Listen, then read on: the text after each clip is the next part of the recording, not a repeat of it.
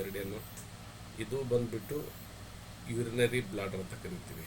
ಇದು ಜಲತತ್ವ. 5 ಎಲಿಮೆಂಟ್ನಲ್ಲಿ ನಾವೇನು ಇದನ್ನು ವಾಟರ್ ಎಲಿಮೆಂಟ್ ಅಂತ ಕರಿತೀವಲ್ಲ, ಆ ವಾಟರ್ ಎಲಿಮೆಂಟ್ನಲ್ಲಿ ಈಗಾಗಲೇ ನಾವು ಕಿಡ್ನಿ ಇನ್ ಮೆರಿಡಿಯನ್ ಅಂತ ತಿಳ್ಕೊಂಡಿದ್ದೀವಿ. ಈ ಮೂತ್ರಕೋಶ ಅಂದರೆ ಯೂರಿನರಿ ಬ್ಲಾಡರ್ ಬಂದ್ಬಿಟ್ಟು ಯಾಂಗ್ ಮೆರಿಡಿಯನ್. ಈ ಯಾಂಗ್ ಮೆರಿಡಿಯನ್ನ ಸ್ವಲ್ಪ ಪರಿಚಯ ಮಾಡ್ಕೊಳ್ಳೋಣ ಇವತ್ತು. ಇದೆಲ್ಲ ಹೇಗೆ ಕೆಲಸ ಮಾಡುತ್ತೆ, ಇದರಿಂದ ನಮ್ಮ ದೇಹಕ್ಕೆ ಏನು ಲಾಭ ಇದೆ. ಈಗಾಗಲೇ ಕೆಲವೊಬ್ರು ಏನು ಮಾಡ್ತಾರಂದರೆ ಅದರ ಮಾಹಿತಿ ಇರಲ್ಲ. ಈಗ MBBS ಓದೋರು, ಕೆಲವೊಂದು BSc ಮಾಡೋರು, ಕೆಲವೊಂದು ಆಯುರ್ವೇದ ಮಾಡೋರಿಗೆಲ್ಲ ಆಯಾ ಆರ್ಗನ್ನಿಂದ ನಮ್ಮ ದೇಹಕ್ಕೆ ಏನು ಲಾಭ ಅಂತ ಗೊತ್ತಿರುತ್ತೆ. ಬಟ್ ನಮ್ಮ ಕ್ಲಾಸ್ನಲ್ಲಿ ಪ್ರತಿಯೊಬ್ಬರಿಗೂ ಆಯಾ ಮೆರಿಡಿಯನ್ನು ಅದು ಏನೇನು ಇದನ್ನು ಹಿಡಿದಿಡುವಂಥದ್ದು, ಅದು ಏನು ಕೆಲಸ ಮಾಡುತ್ತೆ, ಅದರ ಗಾತ್ರ, ಅದರ ಸೈಜು, ಅದು ಎಲ್ಲಿಂದ ಪಾಸ್ ಆಗುತ್ತೆ ಅಂತ ನಾವು ತಿಳ್ಕೊಂಡಾಗ ಸ್ವಲ್ಪ ಜಾಸ್ತಿ ನಾಲೆಡ್ಜ್ ಇರುತ್ತಂತ ನನ್ನ ಒಂದು ಅನಿಸಿಕೆಯಿಂದ ಇದನ್ನು ಒಂದು ಸ್ವಲ್ಪ ಡೆಪ್ತಾಗಿ ಕೊಡ್ತಾ ಇದ್ದೀನಿ.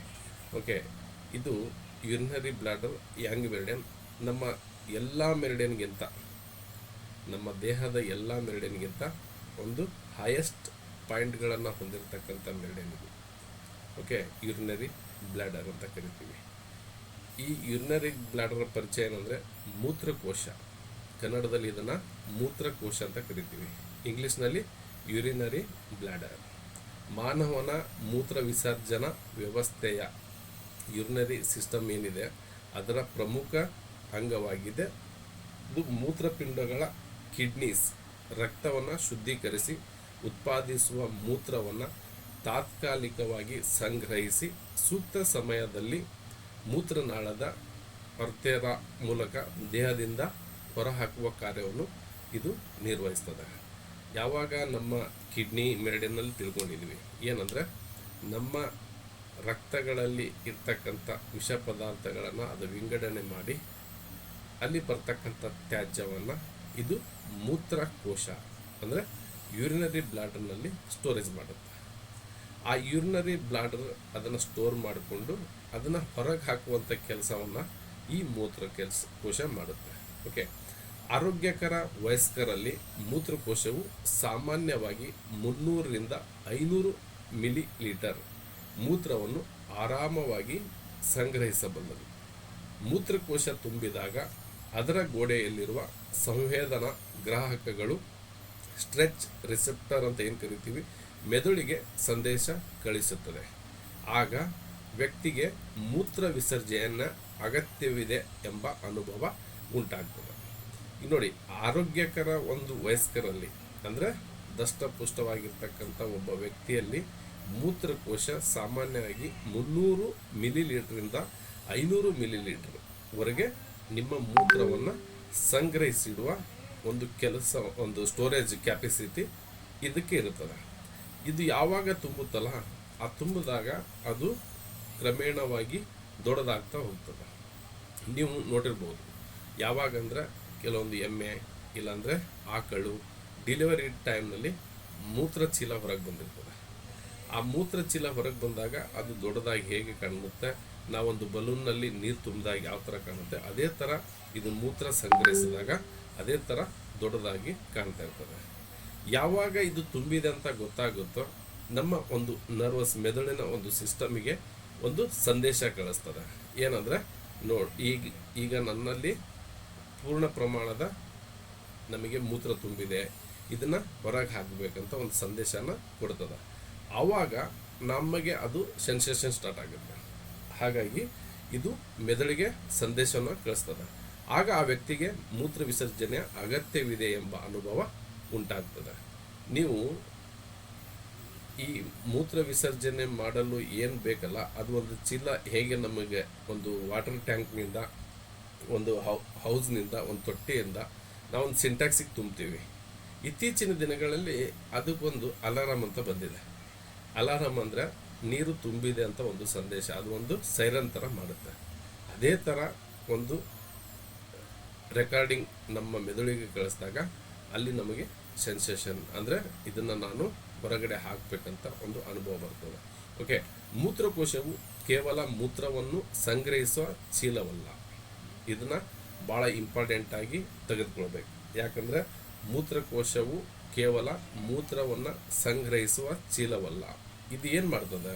ದೇಹದ ನೀರಿನ ಸಮತೋಲನ, ಮೂತ್ರ ವಿಸರ್ಜನೆಯ ನಿಯಂತ್ರಣ ಮತ್ತು ಮೂತ್ರಪಿಂಡಗಳೊಂದಿಗೆ ಸಮನ್ವಯವಾಗಿ ಕಾರ್ಯನಿರ್ವಹಿಸುವ ಪ್ರಮುಖ ಅಂಗವಾಗಿದೆ.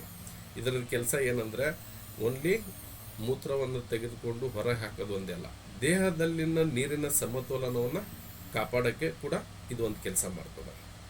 ಓಕೆ, ಮತ್ತು ಮೂತ್ರಪಿಂಡ ಅಂತ ಏನು ಕಿಡ್ನಿ ಕರಿತೀವಿ ಅದರ ಜೊತೆಗೆ ಕೈ ಜೋಡಿಸಿ ಅದರ ಸಮನ್ವಯ ಕಾರ್ಯ ನಿರ್ವಹಿಸುವ ಪ್ರಮುಖ ಅಂಗ ಇದೊಂದಾಗಿದೆ. ಓಕೆ, ಆಧುನಿಕ ವೈದ್ಯಕೀಯ ದೃಷ್ಟಿಕೋನ ಏನಿದೆ ಅಂದರೆ, ಆಧುನಿಕ ವೈದ್ಯಕೀಯದ ಪ್ರಕಾರ ಮೂತ್ರಕೋಶವು ಸ್ನಾಯುಗಳಿಂದ ಸ್ಮೂತ್ ಮಸ್ಕಲ್ ನಿರ್ಮಿತವಾದ ಒಂದು ಖಾಲಿ ಅಂಗ, ಹಾಲೋ ಮಸ್ಕ್ಯುಲರ್ ಆರ್ಗನ್ ಆಗಿದೆ.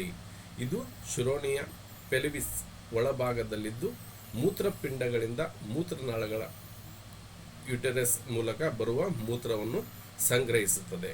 ಮೂತ್ರಕೋಶದ ಪ್ರಮುಖ ಕಾರ್ಯಗಳು ಯಾವುವು ಅಂದರೆ, ಮೂತ್ರವನ್ನು ಸುರಕ್ಷಿತವಾಗಿ ಸಂಗ್ರಹಿಸುವುದು, ಅಗತ್ಯವಿರುವ ಮೂತ್ರವನ್ನು ಹಿಡಿದಿಟ್ಟುಕೊಳ್ಳುವುದು, ಸೂಕ್ತ ಸಮಯದಲ್ಲಿ ಮೂತ್ರವನ್ನು ಹೊರಹಾಕುವುದು, ಮೂತ್ರ ವಿಸರ್ಜನೆಯ ಸಮಯದಲ್ಲಿ ಡೆಟ್ರಾಸ್ ಮಸ್ಕಲ್ ಸಂಕೋಚಿತವಾಗಿ ಮೂತ್ರವನ್ನು ಹೊರಹಾಕುವುದು, ಇಂಟರ್ನಲ್ ಹಾಗೂ ಎಕ್ಸ್ಟರ್ನಲ್ ಸ್ಪೆನ್ಸೆಟರ್ ಸಹಾಯದಿಂದ ಮೂತ್ರ ವಿಸರ್ಜನೆಯನ್ನು ನಿಯಂತ್ರಿಸುವುದು, ಮೂತ್ರಪಿಂಡಗಳ ಸಾಮಾನ್ಯ ಕಾರ್ಯಕ್ಕೆ ಬೆಂಬಲ ನೀಡುವುದು. ನೋಡಿ, ಮೂತ್ರಕೋಶದ ಒಂದು ಪ್ರಮುಖ ಕಾರ್ಯ ಏನಂದರೆ ಮೂತ್ರವನ್ನು ಸುರಕ್ಷಿತವಾಗಿ ಸಂಗ್ರಹಿಸುವುದು.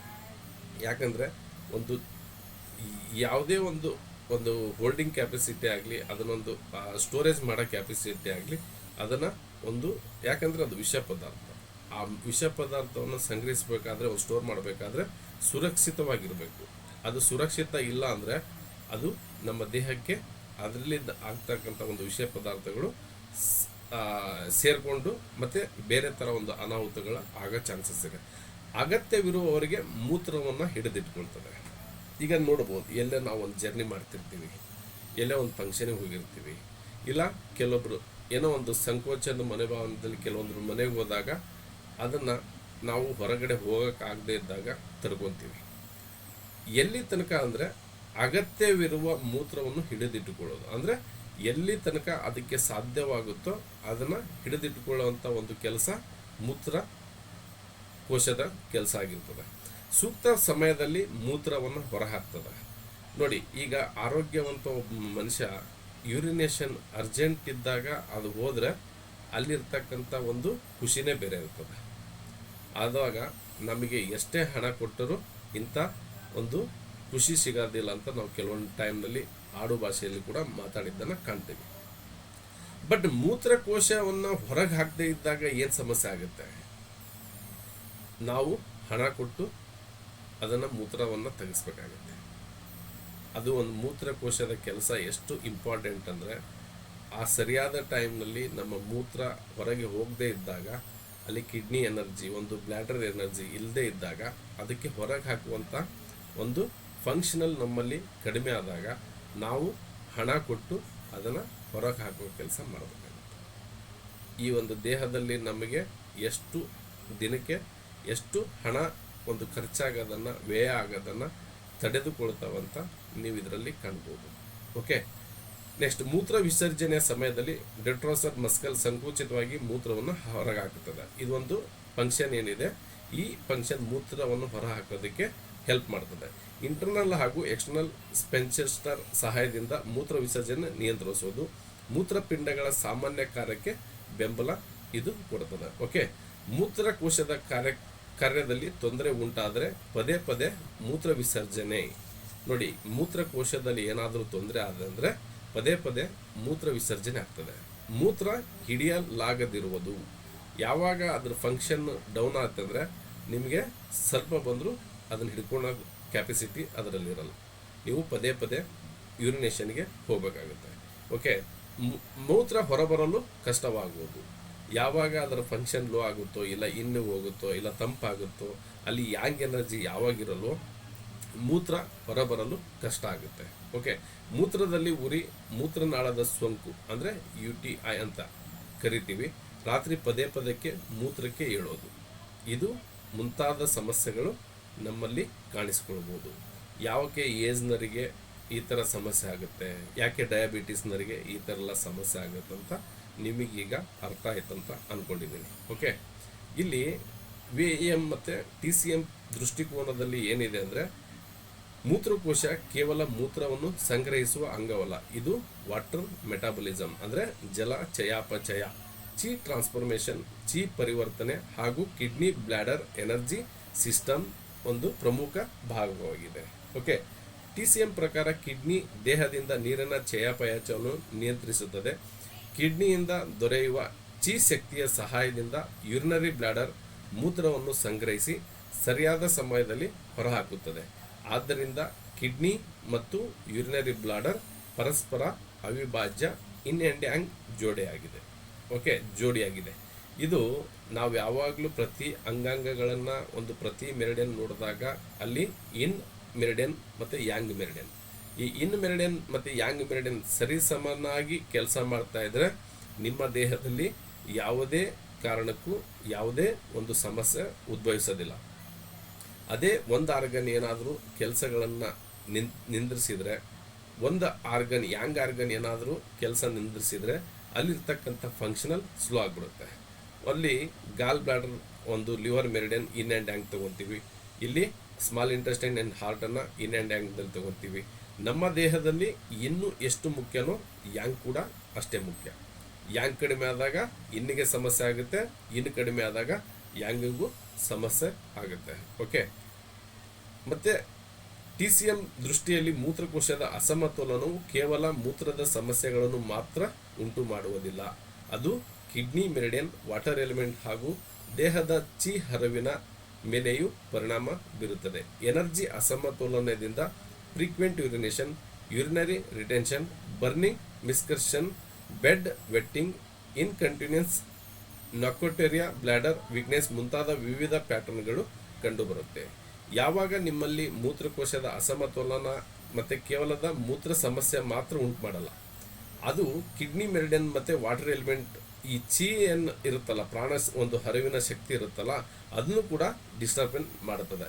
ಆ ಅಸಮತೋಲನದಿಂದ ಏನಾಗುತ್ತೆ, ಫ್ರೀಕ್ವೆಂಟ್ ಯೂರಿನೇಷನ್ ಅಂದರೆ ಪದೇ ಪದೇ ಮೂತ್ರಕ್ಕೆ ಹೋಗೋದು, ಯೂರಿನರಿ ರಿಟೆನ್ಷನ್ ಅಂದರೆ ನಿಮಗೆ ಪದೇ ಪದೇ ಒಂದು ಅದರಲ್ಲಿ ಆಗ್ತಕ್ಕಂಥ ಒಂದು ಇನ್ಫೆಕ್ಷನ್ ಆಗ್ಬೋದು, ಬರ್ನಿಂಗ್ ಅಂದರೆ ಅಲ್ಲಿ ಉರಿ ಮೂತ್ರ ಕೂಡ ಆಗ್ಬೋದು, ಕೆಲವೊಬ್ಬರಿಗೆ ಬೆಡ್ ವೆಟ್ಟಿಂಗ್ ಆಗುತ್ತೆ ಅಂದರೆ ಹಾಸಿಗೆಯಲ್ಲಿ ಮೂತ್ರ ಮಾಡೋದು ಅಂತ ಹೇಳ್ತೀವಿ. ಮತ್ತು ಇನ್ಕಂಟಿನ್ಯೂನ್ಸ್ ಅಂದರೆ ಕೆಮ್ಮಿದಾಗ ಇಲ್ಲಾಂದರೆ ಹನಿ ಒಂದು ಮೂತ್ರವನ್ನು ಏನು ಬರ್ತದ ಅದಕ್ಕೆ ಇನ್ಕಂಟಿನ್ಯೂನ್ಸ್ ಅಂತ ಕರಿತೇವೆ. ನೊಕ್ಟೋರಿಯಾ, ಬ್ಲಾಡರ್ ವೀಕ್ನೆಸ್, ಇದು ಅಲ್ಲಿ ಹಿಡಿದಿಟ್ಕೊಳ್ತಕ್ಕಂಥ ಒಂದು ಫಂಕ್ಷನನ್ನು, ಅದು ಯಾಂಗ್ ಎನರ್ಜಿನ ಅದು ಕಳ್ಕೊಂಡಿದೆ ಅಂತ ನಮಗೆ ತಿಳ್ಕೊತೀವಿ. ಈ ಪ್ಯಾಟರ್ನ್ಗಳು ಕಂಡು ಬರುತ್ತವೆ. ಓಕೆ, ಈ ಪದ್ಧತಿಯಲ್ಲಿ ಚಿಕಿತ್ಸೆಯ ಮುಖ್ಯ ಉದ್ದೇಶ ರೋಗದ ಹೆಸರು ನೋಡುವುದಲ್ಲ. ಇಲ್ಲಿ ಯಾವುದೇ ಕಾರಣಕ್ಕೂ ನಾವು ಪ್ರತಿಯೊಂದು ಮೆರಿಡಿಯನ್ ನೋಡಿದಾಗ ಇಲ್ಲಿ ಚಿಕಿತ್ಸೆ ಕೊಡುವ ಮುಖ್ಯ ಉದ್ದೇಶ ಏನಂದರೆ ರೋಗದ ಹೆಸರು ಯಾವುದೇ ಕಾರಣಕ್ಕೂ ನೋಡಬಾರ್ದು. ಇಲ್ಲಿ ಏನು ನೋಡಬೇಕು, ಪ್ಯಾಟ್ರನ್, ಕೋಲ್ಡ್ ಆಗಿದೆಯಾ, ಹೀಟ್ ಆಗಿದೆನಾ, ಹಾಟ್ನೆಸ್ ಆಗಿದೆನಾ, ವಿಂಡ್ ಜಾಸ್ತಿ ಆಗಿದೆನಾ, ಹ್ಯುಮಿಡಿಟಿ ಜಾಸ್ತಿ ಆಗಿದೆನಾ, ಡ್ರೈನೆಸ್ ಆಗಿದೆನಾ, ಕೋಲ್ಡ್ನೆಸ್ ಆಗಿದೆನಾ. ಈ ಎನರ್ಜಿ ಮೇಲೆ ನಾವು ಕಂಡು ಹಿಡಿದಾಗ ನಾವು ಅಲ್ಲಿ ಒಂದು ಶಾಶ್ವತವಾದಂಥ ಪರಿಹಾರವನ್ನು ಕೊಡಲು ಸಾಧ್ಯ. ನಾವು ಕೋಲ್ಡ್ ಆದಾಗ ಅಲ್ಲಿ ಆರೆಂಜ್ ಕಲರ್ನ ಹಾಕಿದಾಗ ಅದಕ್ಕೆ ಉಪಯೋಗ ಬರುತ್ತೆ. ನೀವು ಅದನ್ನು ಬಿಟ್ಟು ಮತ್ತೆ ಡಾರ್ಕ್ ಬ್ಲೂ ಕಲರ್ ಹಚ್ಚಿದಾಗ ನಿಮ್ಮಲ್ಲಿರ್ತಕ್ಕಂಥ ಸಮಸ್ಯೆಗಳು ಇನ್ನೂ ಜಾಸ್ತಿ ಆಗುತ್ತೆ. ಹಾಗಾಗಿ ಒಂದು ಪೇಷಂಟ್ ನಿಮ್ಮ ಹತ್ರ ಬಂದಾಗ ಅಲ್ಲಿ ನೀವು ಮೊದಲು ಆ ದೇಹದಲ್ಲಿ ಏನಾಗಿದೆ ಅಂತ ನೀವು ಟಂಗನ್ನು ನೋಡಿ ಮತ್ತು ಪ್ಯಾಟರ್ನನ್ನು ಗುರುತಿಸಬೇಕು. ಮುಖ ಲಕ್ಷಣಗಳನ್ನು ನೋಡಿ, ಅವರ ನಾಡಿ ನೋಡೋಕೆ ಬಂದರೆ ನಾಡಿ ನೋಡಿ, ಮತ್ತು ಅವರ ಒಂದು ಸ್ಕಿನ್ನನ್ನು ನೋಡಿ, ಅವರ ಒಂದು ಬಾಡಿ ಟಚ್ ಮಾಡಿ, ಹೀಟ್ ಇದೆನಾ ಕೋಲ್ಡ್ ಇದೆನಾ ಅದನ್ನು ಚೆಕ್ ಮಾಡಿ, ಅವರ ಸ್ಕಿನ್ನು ಯಾವ ಥರ ಇದೆ, ಸ್ಮೂತ್ ಇದೆನಾ ಡ್ರೈ ಇದೆನಾ, ಈ ಪ್ರತಿಯೊಂದನ್ನು ನಾವು ಡಯಾಗ್ನೋಸಿಸ್ ಮಾಡಿದಾಗ, ಒಂದು ಅನಾಲಿಸಿಸ್ ಮಾಡಿದಾಗ ನಿಮಗೆ ಸರಿಯಾದ ಪ್ಯಾಟರ್ನನ್ನು ಹುಡುಕಲು ಸಾಧ್ಯವಾಗ್ತದೆ. ನೀವು ಅವನು ಬಂದಾಗ ಇಲ್ಲ ನನಗೆ ಮೂತ್ರ ಉರಿ ಬರ್ತದೆ, ಇಲ್ಲ ನಾನು ಪದೇ ಪದೇ ಯೂರಿನೇಷನ್ಗೆ ಹೋಗ್ತೀನಿ ಅಂತ ಅಂದಾಗ ನೀವು ಅವರ ಸಿಂಪ್ಟಮ್ಸ್ ಮೇಲೆ ಕೊಟ್ಟಾಗ ಅದು ಟ್ರೀಟ್ಮೆಂಟು ಸರಿ ಆಗೋದಿಲ್ಲ. ಓಕೆ, ಮೂತ್ರಕೋಶದ ಮುಖ್ಯ ಜವಾಬ್ದಾರಿಗಳು ಏನು?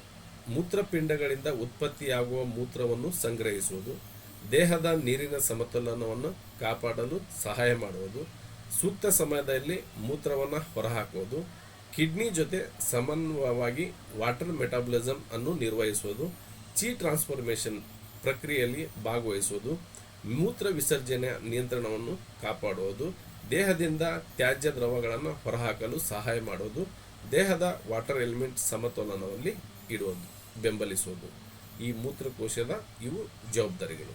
ಇಲ್ಲಿ ಒಂದು ಗೋಲ್ಡನ್ ಫಾರ್ಮುಲಾ ಹೇಗೆ ಇಟ್ಕೋಬೇಕಂದ್ರೆ, ಯೂರಿನರಿ ಬ್ಲಾಡರ್ ಯೂರಿನರ್ ಸ್ಟೋರ್ ಮಾಡುತ್ತೆ, ಯೂರಿನ್ ಎಕ್ಸ್ಕ್ರೇಷನ್ ಮಾಡುತ್ತೆ, ಮತ್ತು ವಾಟರ್ ಮೆಟಾಬಲಿಸಮ್ ಮಾಡುತ್ತೆ, ಮತ್ತು ಚಿ ಟ್ರಾನ್ಸ್ಫರೇಷನ್ ಮಾಡುತ್ತೆ. ಕಿಡ್ನಿ ಬಲವಾಗಿದ್ದರೆ ಬ್ಲ್ಯಾಡರ್ ಸರಿಯಾಗಿ ಕಾರ್ಯನಿರ್ವಹಿಸುತ್ತದೆ. ಕಿಡ್ನಿ ದುರ್ಬಲವಾದರೆ frequent urination, urinary detention, nocturia, incontinence ಮತ್ತು ವಾಟರ್ ಮೆಟಾಬಲಿಸಮ್ ಡಿಸಾರ್ಡರ್ಸ್ ಕಾಣಬಹುದು. ಹಾಗಾಗಿ ಇಲ್ಲಿ ಒಂದು ಅಂಗ ಡಿಸ್ಟರ್ಬ್ ಆದರೆ ಇನ್ನೊಂದು ಅಂಗಕ್ಕೆ ತೊಂದರೆ ಆಗ್ತದೆ. ಇದರ ಅನಾಟಮಿ, ಓಕೆ, ಮೂತ್ರಕೋಶದ ರಚನೆ. ಮೂತ್ರಕೋಶದ ಸ್ಥಾನ ಲೊಕೇಶನಲ್ಲಿ ಮೂತ್ರಕೋಶದ ಯೂರಿನರಿ ಬ್ಲಾಡರ್ ಶ್ರೋಣಿಯು ಪೆಲ್ವಿಕ್ ಕ್ಯಾವಿಟಿ ಒಳಭಾಗದಲ್ಲಿ, ಹೊಟ್ಟೆಯ ಕೆಳಭಾಗದಲ್ಲಿ ಲೋವರ್ ಅಬ್ಡಮನ್ ಇರುತ್ತದೆ. ಪ್ಯೂಬಿಕ್ ಎಲುಬಿನ ಪ್ಯೂಬಿಕ್ ಸಿಂಥಸ್ ಹಿಂಭಾಗದಲ್ಲಿ ದೇಹದಲ್ಲಿ ಮೂತ್ರವನ್ನು ತಾತ್ಕಾಲಿಕವಾಗಿ ಸಂಗ್ರಹಿಸುವ ಪ್ರಮುಖ ಅಂಗವಾಗಿದೆ. ಓಕೆ, ಪುರುಷರಲ್ಲಿ ಮೂತ್ರಕೋಶವು ಪ್ರಾಸ್ಟೇಟ್ ಗ್ರಂಥಿ, ಓಕೆ, ಪ್ರಾಸ್ಟೇಟ್ ಗ್ಲ್ಯಾಂಡ್ ಅಂತ ಏನು ಕರಿತೀವಿ, ಮೇಲ್ಭಾಗದಲ್ಲಿ ಇರ್ತದೆ. ಅದರ ಮೇಲ್ಭಾಗದಲ್ಲಿ ಪುರುಷರ ಮೂತ್ರಕೋಶ ಇರ್ತದೆ. ಅದೇ ಮಹಿಳೆಯರಲ್ಲಿ ಇದು ಗರ್ಭಾಶಯದ ಯುಟರಸ್ ಮುಂಭಾಗ ಮತ್ತು ಯೋನಿಯ ವೆಜಿನಾ ಅಂತ ಏನು ಕರಿತೀವಿ ಮೇಲ್ಭಾಗದಲ್ಲಿ ಇರುತ್ತದೆ. ಮೂತ್ರ ತುಂಬಿದಂತೆ ಮೂತ್ರಕೋಶವು ಮೇಲಕ್ಕೆ ವಿಸ್ತರಿಸುತ್ತದೆ ಮತ್ತು ಖಾಲಿಯಾದಾಗ ಮತ್ತೆ ತನ್ನ ಮೂಲ ಗಾತ್ರಕ್ಕೆ ಬರುತ್ತದೆ. ಓಕೆ, ಮತ್ತೆ ಗಾತ್ರ ಮತ್ತು ಸಾಮರ್ಥ್ಯ ಏನು? ಈ ಮೂತ್ರಕೋಶದ ಸೈಜ್ ಮತ್ತು ಕ್ಯಾಪಸಿಟಿ ಏನು? ಮೂತ್ರಕೋಶವು ಖಾಲಿಯಾಗಿರುವಾಗ ಸಣ್ಣದಾಗಿದ್ದು ಮೂತ್ರ ತುಂಬಿದಂತೆ ವಿಸ್ತರಿಸುವ ಸಾಮರ್ಥ್ಯ ಹೊಂದಿರುವ ಸ್ನಾಯವ ಅಂಗವಾಗಿದೆ. ಇಲ್ಲಿ ಗಾತ್ರ ಮತ್ತು ಸೈಜ್ ಏನಂದರೆ, ಮೂತ್ರಕೋಶ ಖಾಲಿ ಇರುವಾಗ ತನ್ನ ಒಂದು ರಿಯಲ್ ಸೈಜಿಗೆ ಏನಿರುತ್ತೆ ಸಣ್ಣದಾಗೇ ಇರುತ್ತದೆ. ಅದು ಯಾವಾಗ ಮೂತ್ರ ತುಂಬಿದಂಗೆ ಅದನ್ನು ಹಿಡಿದಿಟ್ಕೊಳ್ತಾ ಹೋದಾಗ ಅದು ಕೂಡ ತನ್ನ ಸಾಮರ್ಥ್ಯವನ್ನು ಹೆಚ್ಚಿಗೆ ಮಾಡುತ್ತೆ, ಅಂದರೆ ದೊಡ್ಡದಾಗ್ತಾ ಹೋಗ್ತದೆ. ಇಲ್ಲಿ ಖಾಲಿ ಮೂತ್ರಕೋಶದ ಗಾತ್ರ ಸುಮಾರು 5 ರಿಂದ 7 ಸೆಂಟಿಮೀಟರ್ ಇರ್ತದೆ. ಖಾಲಿ ಮೂತ್ರಕೋಶದ ಗಾತ್ರ ಸುಮಾರು 5 ರಿಂದ 7 ಸೆಂಟಿಮೀಟರ್ ಇರ್ತದೆ. ಸಾಮಾನ್ಯ ವಯಸ್ಕರಲ್ಲಿ 300 ರಿಂದ 500 ಮಿಲಿಲೀಟರ್ ಮೂತ್ರವನ್ನು ಆರಾಮವಾಗಿ ಸಂಗ್ರಹಿಸಬಹುದು. ಸಾಮಾನ್ಯ ವಯಸ್ಕರಲ್ಲಿ 300 ರಿಂದ 500 ಮಿಲಿಲೀಟರ್ ಮೂತ್ರವನ್ನು ಆರಾಮವಾಗಿ ಸಂಗ್ರಹಿಸಬಹುದು. ಕೆಲವು ಸಂದರ್ಭಗಳಲ್ಲಿ 600 ರಿಂದ 800 ಮಿಲಿಲೀಟರ್ವರೆಗೆ ವಿಸ್ತರಿಸಬಹುದು, ಆದರೆ ಇದು ಸಾಮಾನ್ಯವಾಗಿ ಶಿಫಾರಸು ಮಾಡಲಾಗುವುದಿಲ್ಲ. ಅಂದರೆ ನಮ್ಮ ಒಂದು ಏನು ವಯಸ್ಕರಲ್ಲಿ ಒಂದು ದಷ್ಟಪುಷ್ಟ ಒಂದು ಮನುಷ್ಯನಲ್ಲಿ 300 ರಿಂದ 500 ಮಿಲಿಲೀಟರ್ ಮೂತ್ರವನ್ನು ಆರಾಮಾಗಿ ಸಾಗಿಸ್ಬೋದು. ಅದಕ್ಕಿಂತ ಹೆಚ್ಚಿಂದು ಸಾಗಿಸಿದ್ರೆ ಅದು ಕೆಲವು ಸಂದರ್ಭಗಳಲ್ಲಿ ನಾ ಹೇಳಿದ್ನಲ್ಲ ಎಮರ್ಜೆನ್ಸಿ ಟೈಮ್, ಆ ಟೈಮ್ನಲ್ಲಿ ನೀವು ಇದನ್ನು ಕೂಡ ಹೋಲ್ಡಿಂಗ್ ಮಾಡ್ಬೋದು. ಬಟ್ ಇದನ್ನು ಯಾವಾಗಲೂ ಪ್ರತಿದಿನ ಪ್ರತಿ ಸಮಯದಲ್ಲೂ ಮಾಡಬಾರದು ಅನ್ನೋದು ಇದರ ಒಂದು ಸೆಂಟೆನ್ಸ್. ಓಕೆ, ಸುಮಾರು 150 ರಿಂದ 200 ಮಿಲಿಲೀಟರ್ ಮೂತ್ರ ತುಂಬಿದಾಗ ಮೂತ್ರ ವಿಸರ್ಜನೆಯ ಮೊದಲ ಅನುಭವ ಉಂಟಾಗ್ತದೆ. ನೋಡಿ, ಇಲ್ಲಿ 300 ರಿಂದ 500 ಮಿಲಿಲೀಟರ್ ಅಂದಾಗ ಇದರ ಅರ್ಧ ಇದ್ದಾಗಲೇ ನಮಗೆ ಯೂರಿನೇಷನ್ ಸೆನ್ಸೇಷನ್ ಆಗ್ತಾ ಇರ್ತದೆ. ಓಕೆ, ನನಗೆ ಯೂರಿನೇಷನ್ ಬಂದಿದೆ, ನಾನು ಹೋಗಬೇಕು ಅನ್ನೋದೊಂದು ಸೆನ್ಸೇಷನ್ ಆಗುತ್ತೆ. ಬಟ್ ಮನುಷ್ಯ ಏನು ಮಾಡ್ತಾನೆ ಗೊತ್ತಾ, ಇನ್ನೊಂದು 5 ನಿಮಿಷ ನನ್ನ ಕೆಲಸ ಇದೆ ಮುಗಿಸ್ಕೊಂಡ್ಬಿಟ್ಟು ಹೋಗ್ಬಿಡೋಣ, ಇನ್ನೊಂದು 10 ನಿಮಿಷ ಇನ್ನೊಂದು ಮುಗಿಸ್ಕೊಂಡು ಹೋಗೋಣ. ಅದರಿಂದ ನಮ್ಮ ಒಂದು ದೇಹದಲ್ಲಿ ಏನು ಸಮಸ್ಯೆ ಆಗುತ್ತಂತ ಅದನ್ನು ಅವನ ಅನುಭವಕ್ಕಿರಲ್ಲ. ಯಾಕಂದರೆ ಅಷ್ಟು ಅನುಭವ ಇದ್ದಿದ್ರೆ ಅವನು ಆ ತಪ್ಪನ್ನು ಮಾಡೋದಿಲ್ಲ. ಹಾಗಾಗಿ ನಾವು ಪ್ರತಿಯೊಂದನ್ನು ವಿಸ್ತಾರವಾಗಿ ಯಾಕೆ ನಿಮಗೆ ತಿಳಿಸ್ತಾ ಇದ್ದೀವಿ, ಇದು ಯಾಕೆಲ್ಲ ನಿಮಗೆ ಗೊತ್ತಾಗಬೇಕು. ಒಂದು ಎಲ್ಲ ಕ್ಲಾಸನ್ನು ನೀವು ಕಲಿಬೋದು, ಕಲರ್ ಥೆರಪಿ ಕಲಿಬೋದು, 6 ಕಲಿಬೋದು, VAM ಕಲಿಬೋದು, ಇನ್ನು ದೇಹದಲ್ಲಿ ಒಂದು ಮನುಷ್ಯನಲ್ಲಿ ಹುಷಾರಾಗೋದಕ್ಕೆ ಏನೆಲ್ಲ ಒಂದು ಥೆರಪಿ ಇದಾವೆ ಎಲ್ಲ ಕಲಿಬೋದು. ಬಟ್ ಮೇನ್ ಇಂಪಾರ್ಟೆಂಟು ಮೂತ್ರಕೋಶ ಏನು ಮಾಡುತ್ತೆ, ಅದರ ಸೈಜ್ ಏನು, ಅದು ಜಾಸ್ತಿ ಆದರೆ ಏನಾಗುತ್ತೆ, ಅದು ಕಡಿಮೆ ಆದರೆ ಏನಾಗುತ್ತೆ ಅನ್ನೋದೊಂದು ಮಾಹಿತಿ ನಿಮ್ಮಲ್ಲಿ ಇಲ್ಲ ಅಂದರೆ ನಾವು ಹೇಳಿಕೊಡ್ತಕ್ಕಂಥ ಒಂದು ಏನು ವಿದ್ಯೆ ಇದೆ ಅದು ಶೂನ್ಯ. ಈ ಮೂತ್ರಕೋಶದಲ್ಲಿ ಯಾಕೆ ನಾವು ಇನ್ಮೇಲೆ ನಿಮಗೆ ಈ ಕ್ಲಾಸ್ ಕೇಳಿದ ಮೇಲೆ ಯಾರಿಗಾದರೂ ಯೂರಿನೇಷನ್ ಬಂದರೆ ಹೋಗಿ ಮೊದಲು ಹೋಗಿ ಬರ್ತೀರಿ. ಬಟ್ ಇದಕ್ಕಿಂತ ಮುಂಚೆ ಏನಾದ್ರು ತಪ್ಪು ಮಾಡಿದರೆ ಹೌದು ಇನ್ಮೇಲೆ ಹಿಡಿದಿಟ್ಕೊಳ್ಬಾರ್ದು. ಓಕೆ, ಮನೇಲಿದ್ದಾಗ ಕೂಡ ಅದೇ ಥರ ಮಾಡ್ತಾರೆ. ಒಂದು ಧಾರಾವಾಹಿ ನೋಡ್ತಾರೆ, ಇಲ್ಲ ಟಿ ವಿ ನೋಡ್ತಿರ್ತಾರೆ. ಎಮರ್ಜೆನ್ಸಿ ಒಂದು 10 ನಿಮಿಷ ಈಗೇನು ಆ ಧಾರಾವಾಹಿದ ಸೀನ್ ಮುಗೀತದೆ, ಆ ಸೀನ್ ಮುಗಿಸ್ಕೊಂಡ್ಬಿಟ್ಟು ನಾವು ಯೂರಿನೇಷನ್ಗೆ ಹೋಗಿ ಬರೋಣ ಅನ್ನೋ ಒಂದು ಕಾನ್ಸೆಪ್ಟನ್ನು ಇಟ್ಕೊಂಡ್ಬಿಡ್ತಾರೆ. ಹಾಗಾಗಬಾರ್ದಂಥ ಒಂದು ಉದ್ದೇಶದಿಂದ ನಮಗೆ ಎಷ್ಟೇ ತೊಂದರೆ ಆದರೂ ಇದನ್ನು ನೀಟಾಗಿ ನೋಡಿ. 107 ಪೇಜ್ ಯೂರಿನರಿ ಬ್ಲಾಡರ್ ಮೆರಿಡಿಯನ್ದಿದೆ, 107 ಪೇಜ್. ಯಾಕೆ ಇವತ್ತು ಬೇಗ ಸ್ಟಾರ್ಟ್ ಮಾಡಿದ್ದೀನಿ ಅಂದರೆ 107 ಪೇಜನ್ನು ನಾನು 3 ರಿಂದ 4 ದಿನ ಒಳಗಡೆ ಮುಗಿಸ್ಬೇಕು. ಹಾಗಾಗಿ ಬೇಗ ಸ್ಟಾರ್ಟ್ ಮಾಡಿರೋದು. ಓಕೆ, ಇದನ್ನು ಶಿಫಾರಸು ಮಾಡಲಾಗೋದಿಲ್ಲ. ಓಕೆ, ಇದು ಮೊದಲ ಅನುಭವ ಯಾವಾಗಂದರೆ ನಮ್ಮ ಒಂದು ಮೂತ್ರಕೋಶದ ಅರ್ಧ ಭಾಗ ಬಂದಾಗಲೇ ನಮಗೆ ಅನುಭವ ಬರ್ತದೆ. ಓಕೆ, ಮೂತ್ರಕೋಶದ ಪ್ರಮುಖ ಭಾಗಗಳು, ಮೇಜರ್ ಪಾರ್ಟ್ಸ್ ಯಾವುದು? ಮೂತ್ರಕೋಶವನ್ನು ಮುಖ್ಯವಾಗಿ 4 ಭಾಗಗಳಾಗಿ ವಿಂಗಡಿಸಲಾಗಿದೆ. ಅಫೆಕ್ಸ್ ಶಿಖರ, ಮೂತ್ರಕೋಶದ ಮುಂಭಾಗದ ಮೇಲಿನ ತುದಿಯನ್ನು ಅಫೆಕ್ಸ್ ಎಂದು ಕರೆಯುತ್ತಾರೆ. ಇದು ಯುರಿಚೋಸ್ ಎಂಬ ರಚನೆಯ ಮೂಲಕ ಹೊಟ್ಟೆಯ ಮುಂಭಾಗದೊಂದಿಗೆ ಸಂಪರ್ಕ ಹೊಂದಿರುತ್ತದೆ. ಬಾಡಿ, ಮುಖ್ಯ ಭಾಗ, ಇದು ಮೂತ್ರವನ್ನು ಸಂಗ್ರಹಿಸುವ ದೊಡ್ಡ ಭಾಗವಾಗಿದೆ. ಮೂತ್ರ ತುಂಬಿದಂತೆ ಇದೇ ಭಾಗ ಹೆಚ್ಚು ವಿಸ್ತರಿಸುತ್ತದೆ. ಓಕೆ, ಫಂಡಸ್ ಬೇಸ್, ಅಡಿಭಾಗ. ಓಕೆ, ಮೂತ್ರಕೋಶದ ಹಿಂಭಾಗದ ಅಗಲವಾದ ಭಾಗವನ್ನು ಫಂಡಸ್ ಅಥವಾ ಬೇಸ್ ಎಂದು ಕರೆಯುತ್ತಾರೆ. ಇಲ್ಲಿ 2 ಮೂತ್ರನಾಳಗಳು ಯುರಿಟರಸ್ ಮೂತ್ರಕೋಶವನ್ನು ಸೇರುತ್ತವೆ. ಇಲ್ಲಿ ನೆಕ್ ಅಂತ ಕರೆದಿದ್ದಾರೆ. ಕುತ್ತಿಗೆ ಭಾಗ ಅಂದರೆ ನಮ್ಮ ಒಂದು ತಲೆ ಭಾಗದ ಹತ್ರ ಕುತ್ತಿಗೆ ಭಾಗ ಅಲ್ಲ, ಇಲ್ಲಿ ಹೇಳ್ತೀವಿ ನೋಡಿ. ಮೂತ್ರಕೋಶದ ಕೆಳಭಾಗವನ್ನು ನೆಕ್ ಎಂದು ಕರೆಯುತ್ತಾರೆ. ಇಲ್ಲಿಂದ ಮೂತ್ರವು ಮೂತ್ರನಾಳ ಮೂಲಕ ಹೊರಹೋಗುತ್ತದೆ. ಈ ಭಾಗದಲ್ಲಿ ಸ್ಪೆನ್ಕ್ಟರ್ ಸ್ನಾಯು ಮೂತ್ರ ವಿಸರ್ಜನೆಯನ್ನು ನಿಯಂತ್ರಿಸುತ್ತದೆ. ಓಕೆ, ಇಲ್ಲಿ ನೆಕ್ ಅಂತ ಯಾವುದಕ್ಕೆ ಕರೀತಾರಂತ ನಿಮಗೆ ಗೊತ್ತಾಯ್ತು. ಓಕೆ, ಮೂತ್ರಕೋಶದ ಗೋಡೆಯ ಪದರಗಳು, layers of the bladder wall. ಮೂತ್ರಕೋಶದ ಗೋಡೆಯು 4 ಪ್ರಮುಖ ಪದರಗಳಿಂದ ನಿರ್ಮಿತವಾಗಿದೆ. ಓಕೆ, ಮುಕೋಸ್ ಅಂದರೆ ಒಳಪದರು, ಇದು ಟ್ರಾನ್ಸ್ಲೇಷನ್ ಎಪಿಥೆಲಿಯಂ ನಿಂದ ನಿರ್ಮಿತವಾಗಿದ್ದು ಮೂತ್ರಕೋಶ ವಿಸ್ತರಿಸಲು ಮತ್ತು ಕುಗ್ಗಲು ಸಹಾಯ ಮಾಡುತ್ತದೆ. ಇದರದ ಮೇನ್ ಕೆಲಸ ಏನಂದ್ರೆ ಮೂತ್ರಕೋಶವನ್ನು ವಿಸ್ತರಿಸಲು ಮತ್ತು ಕುಗ್ಗಲು ಸಹಾಯ ಮಾಡುತ್ತದೆ. ಯಾವಾಗ ಆಟೋಮೆಟಿಕ್ ತುಂಬಿದಾಗ ಅದು ದೊಡ್ಡದಾಗಬೇಕು, ಯಾವಾಗ ಅದರ ಕೆಲಸ ಮುಗಿದ್ಮೇಲೆ ಮತ್ತೆ ಅದರ ಮೂಲ ಸ್ಥಾನಕ್ಕೆ ಬಂದು ಕುಂದಿರಬೇಕು. ಆ ಒಂದು ಕೆಲಸವನ್ನ ಇದು ಮಾಡುತ್ತದೆ. ಸಬ್ಮುಕಸ್ ಉಪಪದರ ಅಂದರೆ ಈ ಪದರದಲ್ಲಿ ರಕ್ತನಾಳಗಳು, ನರಗಳು ಮತ್ತು ಸಂಯೋಜಕ ಕಣಜ ಕನೆಕ್ಟಿವ್ ಟಿಶ್ಯೂಸ್ ಇರುತ್ತವೆ. ಮತ್ತೆ ಮೂರನೇದೇನೆಂದರೆ ಮಸ್ಕ್ಯುಲರ್ ಲೇಯರ್, ಡೆಟ್ರಸರ್ ಮಸ್ಕಲ್ ಅಂತ. ಇದು ಮೂತ್ರಕೋಶದ ಅತ್ಯಂತ ಪ್ರಮುಖ ಸ್ನಾಯು ಪದರವಾಗಿದೆ. ಮೂತ್ರ ವಿಸರ್ಜನೆಯ ಸಮಯದಲ್ಲಿ ಈ ಸ್ನಾಯು ಸಂಕೋಚಿತವಾಗಿ ಮೂತ್ರವನ್ನು ಹೊರಹಾಕುತ್ತದೆ. Okay, next 4ನೇದು ಸೆರೋಸಾ ಅಡ್ವೆಂಟಿಲ್ ಹೊರಪದರು. ಮೂತ್ರಕೋಶವನ್ನು ಹೊರಭಾಗವನ್ನು ಆವರಿಸುವ ರಕ್ಷಣಾತ್ಮಕ ಪದರವಾಗಿದೆ. ಇದು ಮೂತ್ರಕೋಶವನ್ನು ಸುತ್ತಮುತ್ತಲಿನ ಅಂಗಗಳಿಂದ ರಕ್ಷಿಸಲ್ಪಡುತ್ತದೆ. ಓಕೆ, ಇಲ್ಲಿ ರಕ್ತ ಪೂರೈಕೆ, ಬ್ಲಡ್ ಸಪ್ಲೈ. ಮೂತ್ರಕೋಶ ಉತ್ತಮ ರಕ್ತ ಪೂರೈಕೆ ಇರುವುದರಿಂದ ಅದರ ಸ್ನಾಯುಗಳು ಮತ್ತು ನರಗಳು ಆರೋಗ್ಯಕರವಾಗಿ ಕಾರ್ಯನಿರ್ವಹಿಸುತ್ತವೆ. ಇದು ರಕ್ತ ಪೂರೈಕೆ ಅಂತ ಏನಂತೀವಿ. ಮೂತ್ರಕೋಶಕ್ಕೆ ಉತ್ತಮ ರಕ್ತ ಪೂರೈಕೆ ಇರುವುದರಿಂದ ಎಲ್ಲೇ ನಾವು ಒಂದು ಬೆರಳನ್ನು ನಾವು ಫ್ಲೆಕ್ಸಿಬಿಲಿಟಿ ಮಾಡ್ತೀವಿ, ಇದನ್ನೊಂದು ಫಂಕ್ಷನಲ್ ಆಗಿ ಮಾಡ್ತೀವಿ ಅಂದರೆ ಅಲ್ಲಿ ನಮಗೆ ಸರಿಯಾದ ರೀತಿಯಲ್ಲಿ ಒಂದು ಬ್ಲಡ್ ಸಪ್ಲೈ ಆದರೆ ಮಾತ್ರ ನಮಗೆ ಇದು ಫಂಕ್ಷನ್ ಮಾಡೋಕ್ಕೆ ಸರಿ ಆಗ್ತದೆ. ಅದೇ ಥರ ರಕ್ತ ಪೂರೈಕೆ ಮೂತ್ರಕೋಶಕ್ಕೆ ಸರಿಯಾಗಿ ಆದರೆ ಅದರ ಸ್ನಾಯು ಮತ್ತು ನರಗಳು ಆರೋಗ್ಯವಾಗಿ ಕಾರ್ಯನಿರ್ವಹಿಸ್ತದೆ. ಓಕೆ, ಧಮನಿಗಳು, ಆರ್ಟರೀಸ್ ಅಂತ ಏನು ಕರಿತೀವಿ. ಸೂಪರ್ ವಿಸಲ್ ಆರ್ಟನರಿ, ಇನ್ಫೀರಿಯರ್ ವೆಸಲ್ ಆರ್ಟನರಿ ಪುರುಷರಲ್ಲಿ ಬರ್ತದೆ. ಇದು ವೆಜಿನಲ್ ಆರ್ಟರಿ, ಯುಟರಿನ್ ಆರ್ಟರಿ ಶಾಖೆಗಳು ಮಹಿಳೆಯರಲ್ಲಿ ಬರ್ತವೆ. ಓಕೆ, ನೆಕ್ಸ್ಟ್ ಸಿರೆಗಳು, ವೆನ್ಸ್ ಅಂತ ಕರಿತೀವಿ. ವೆಸಿಕಲ್ಸ್ ವಿನೋಸ್ ಫ್ಲೆಕ್ಸ್ ಮೂಲಕ ಇಂಟರ್ನಲ್ ಇಲೆಕ್ ವೆನ್ಸ್ ಮತ್ತೆ ರಕ್ತ ಹರಿಯುತ್ತದೆ. ಇಲ್ಲಿ ನರ ಪೂರೈಕೆ, ನರ್ವ್ ಸಪ್ಲೈ ಅಂತ ಏನು ಕರಿತೀವಿ.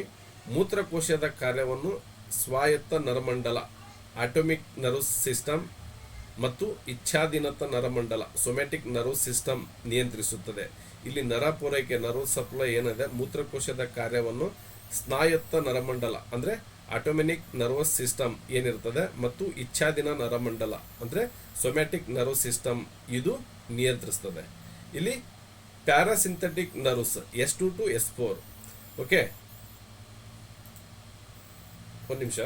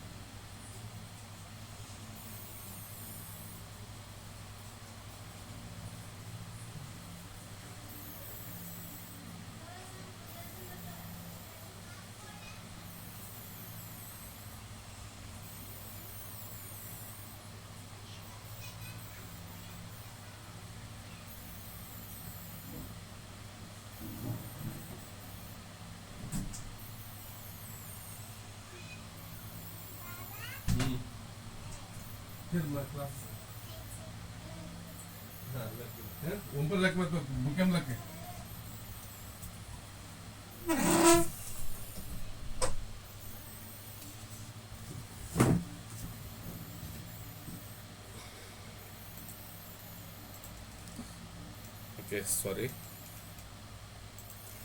ಓಕೆ, ಇಲ್ಲಿ ನೋಡಿ, ಇಲ್ಲಿ S2 to S4 ಬರ್ತದೆ. ಓಕೆ, ಡ್ರೆಸ್ಸುಮ ಮಸ್ಕಲ್ ಅನ್ನು ಸಂಕೋಚಿತಗೊಳಿಸುತ್ತದೆ, ಮೂತ್ರ ವಿಸರ್ಜನೆಯನ್ನು ಉತ್ತೇಜಿಸುತ್ತದೆ. ಅದಕ್ಕೆ ಇದು S2 to S4 ಎಲ್ಲಿ ಬರುತ್ತಂದ್ರೆ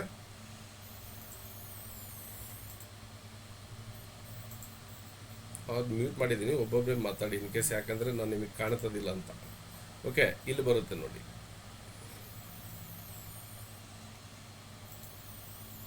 S2 to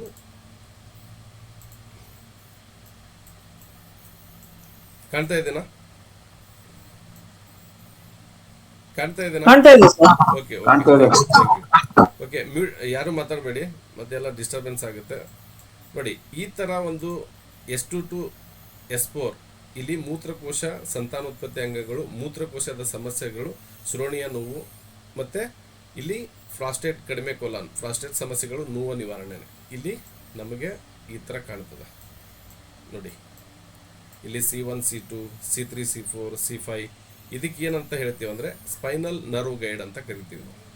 ಇದನ್ನ ಸ್ಪೈನಲ್ ನರ್ವ್ ಗೈಡ್ ಅಂದರೆ C6 ಇದ್ರೆ ಕತ್ತಿನ ಮತ್ತು ಸ್ನಾಯ ಭುಜಗಳು, ಓಕೆ, ಕುತ್ತಿಗೆ ನೋವು, ಗಟ್ಟಿಯಾದ ಭುಜಗಳು, ಈ ಥರ ಸಮಸ್ಯೆ ಬರ್ತದೆ. T1 ಅಂದರೆ ಮೇಲಿನ ಇದೆ ತೋಳುಗಳು. ಈ ಥರ ನಮ್ಮ ಒಂದು ನರ್ವ್ ಸಿಸ್ಟಮ್ನಲ್ಲಿ ಕೂಡ ನಾವು ಕೆಲಸ ಆಗ್ತದೆ. ಇಲ್ಲಿ S1 ಸೊಂಟ, ಕಾಲುಗಳ ಹಿಂಭಾಗ, ಸಿಯಾಟಿಕಾ. Okay, S2 ಮೂತ್ರಕೋಶ ಸಂತಾನೋತ್ಪತ್ತಿಗಳು, ಅಂಗಾಂಗಗಳು. ಓಕೆ, ಈ ಥರ ಇರ್ತದೆ. ಇಲ್ಲಿ ನಿಮಗೆ S2 to S4 ಬಂದಿದೆ. ಇಲ್ಲಿ sympathetic nerve T11 to L2, T11 to L2 ನೋಡಿ.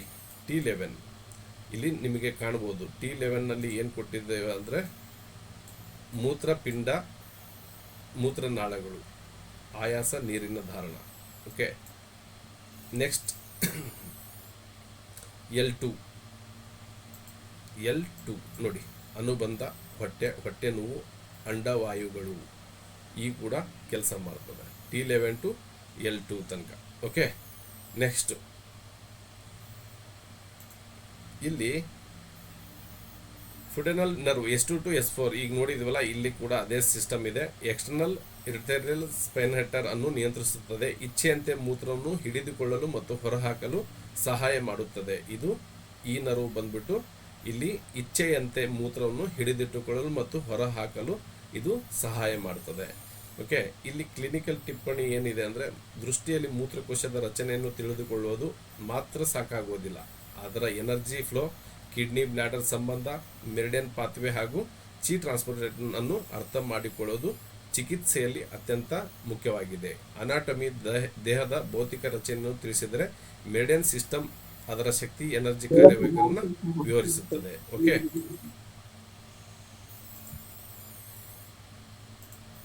ನೆಕ್ಸ್ಟ್ ಇಲ್ಲಿ ಮೂತ್ರಕೋಶದ ಪ್ರಮುಖ ಕಾರ್ಯಗಳು ಅಂದರೆ functional of the urinary bladder.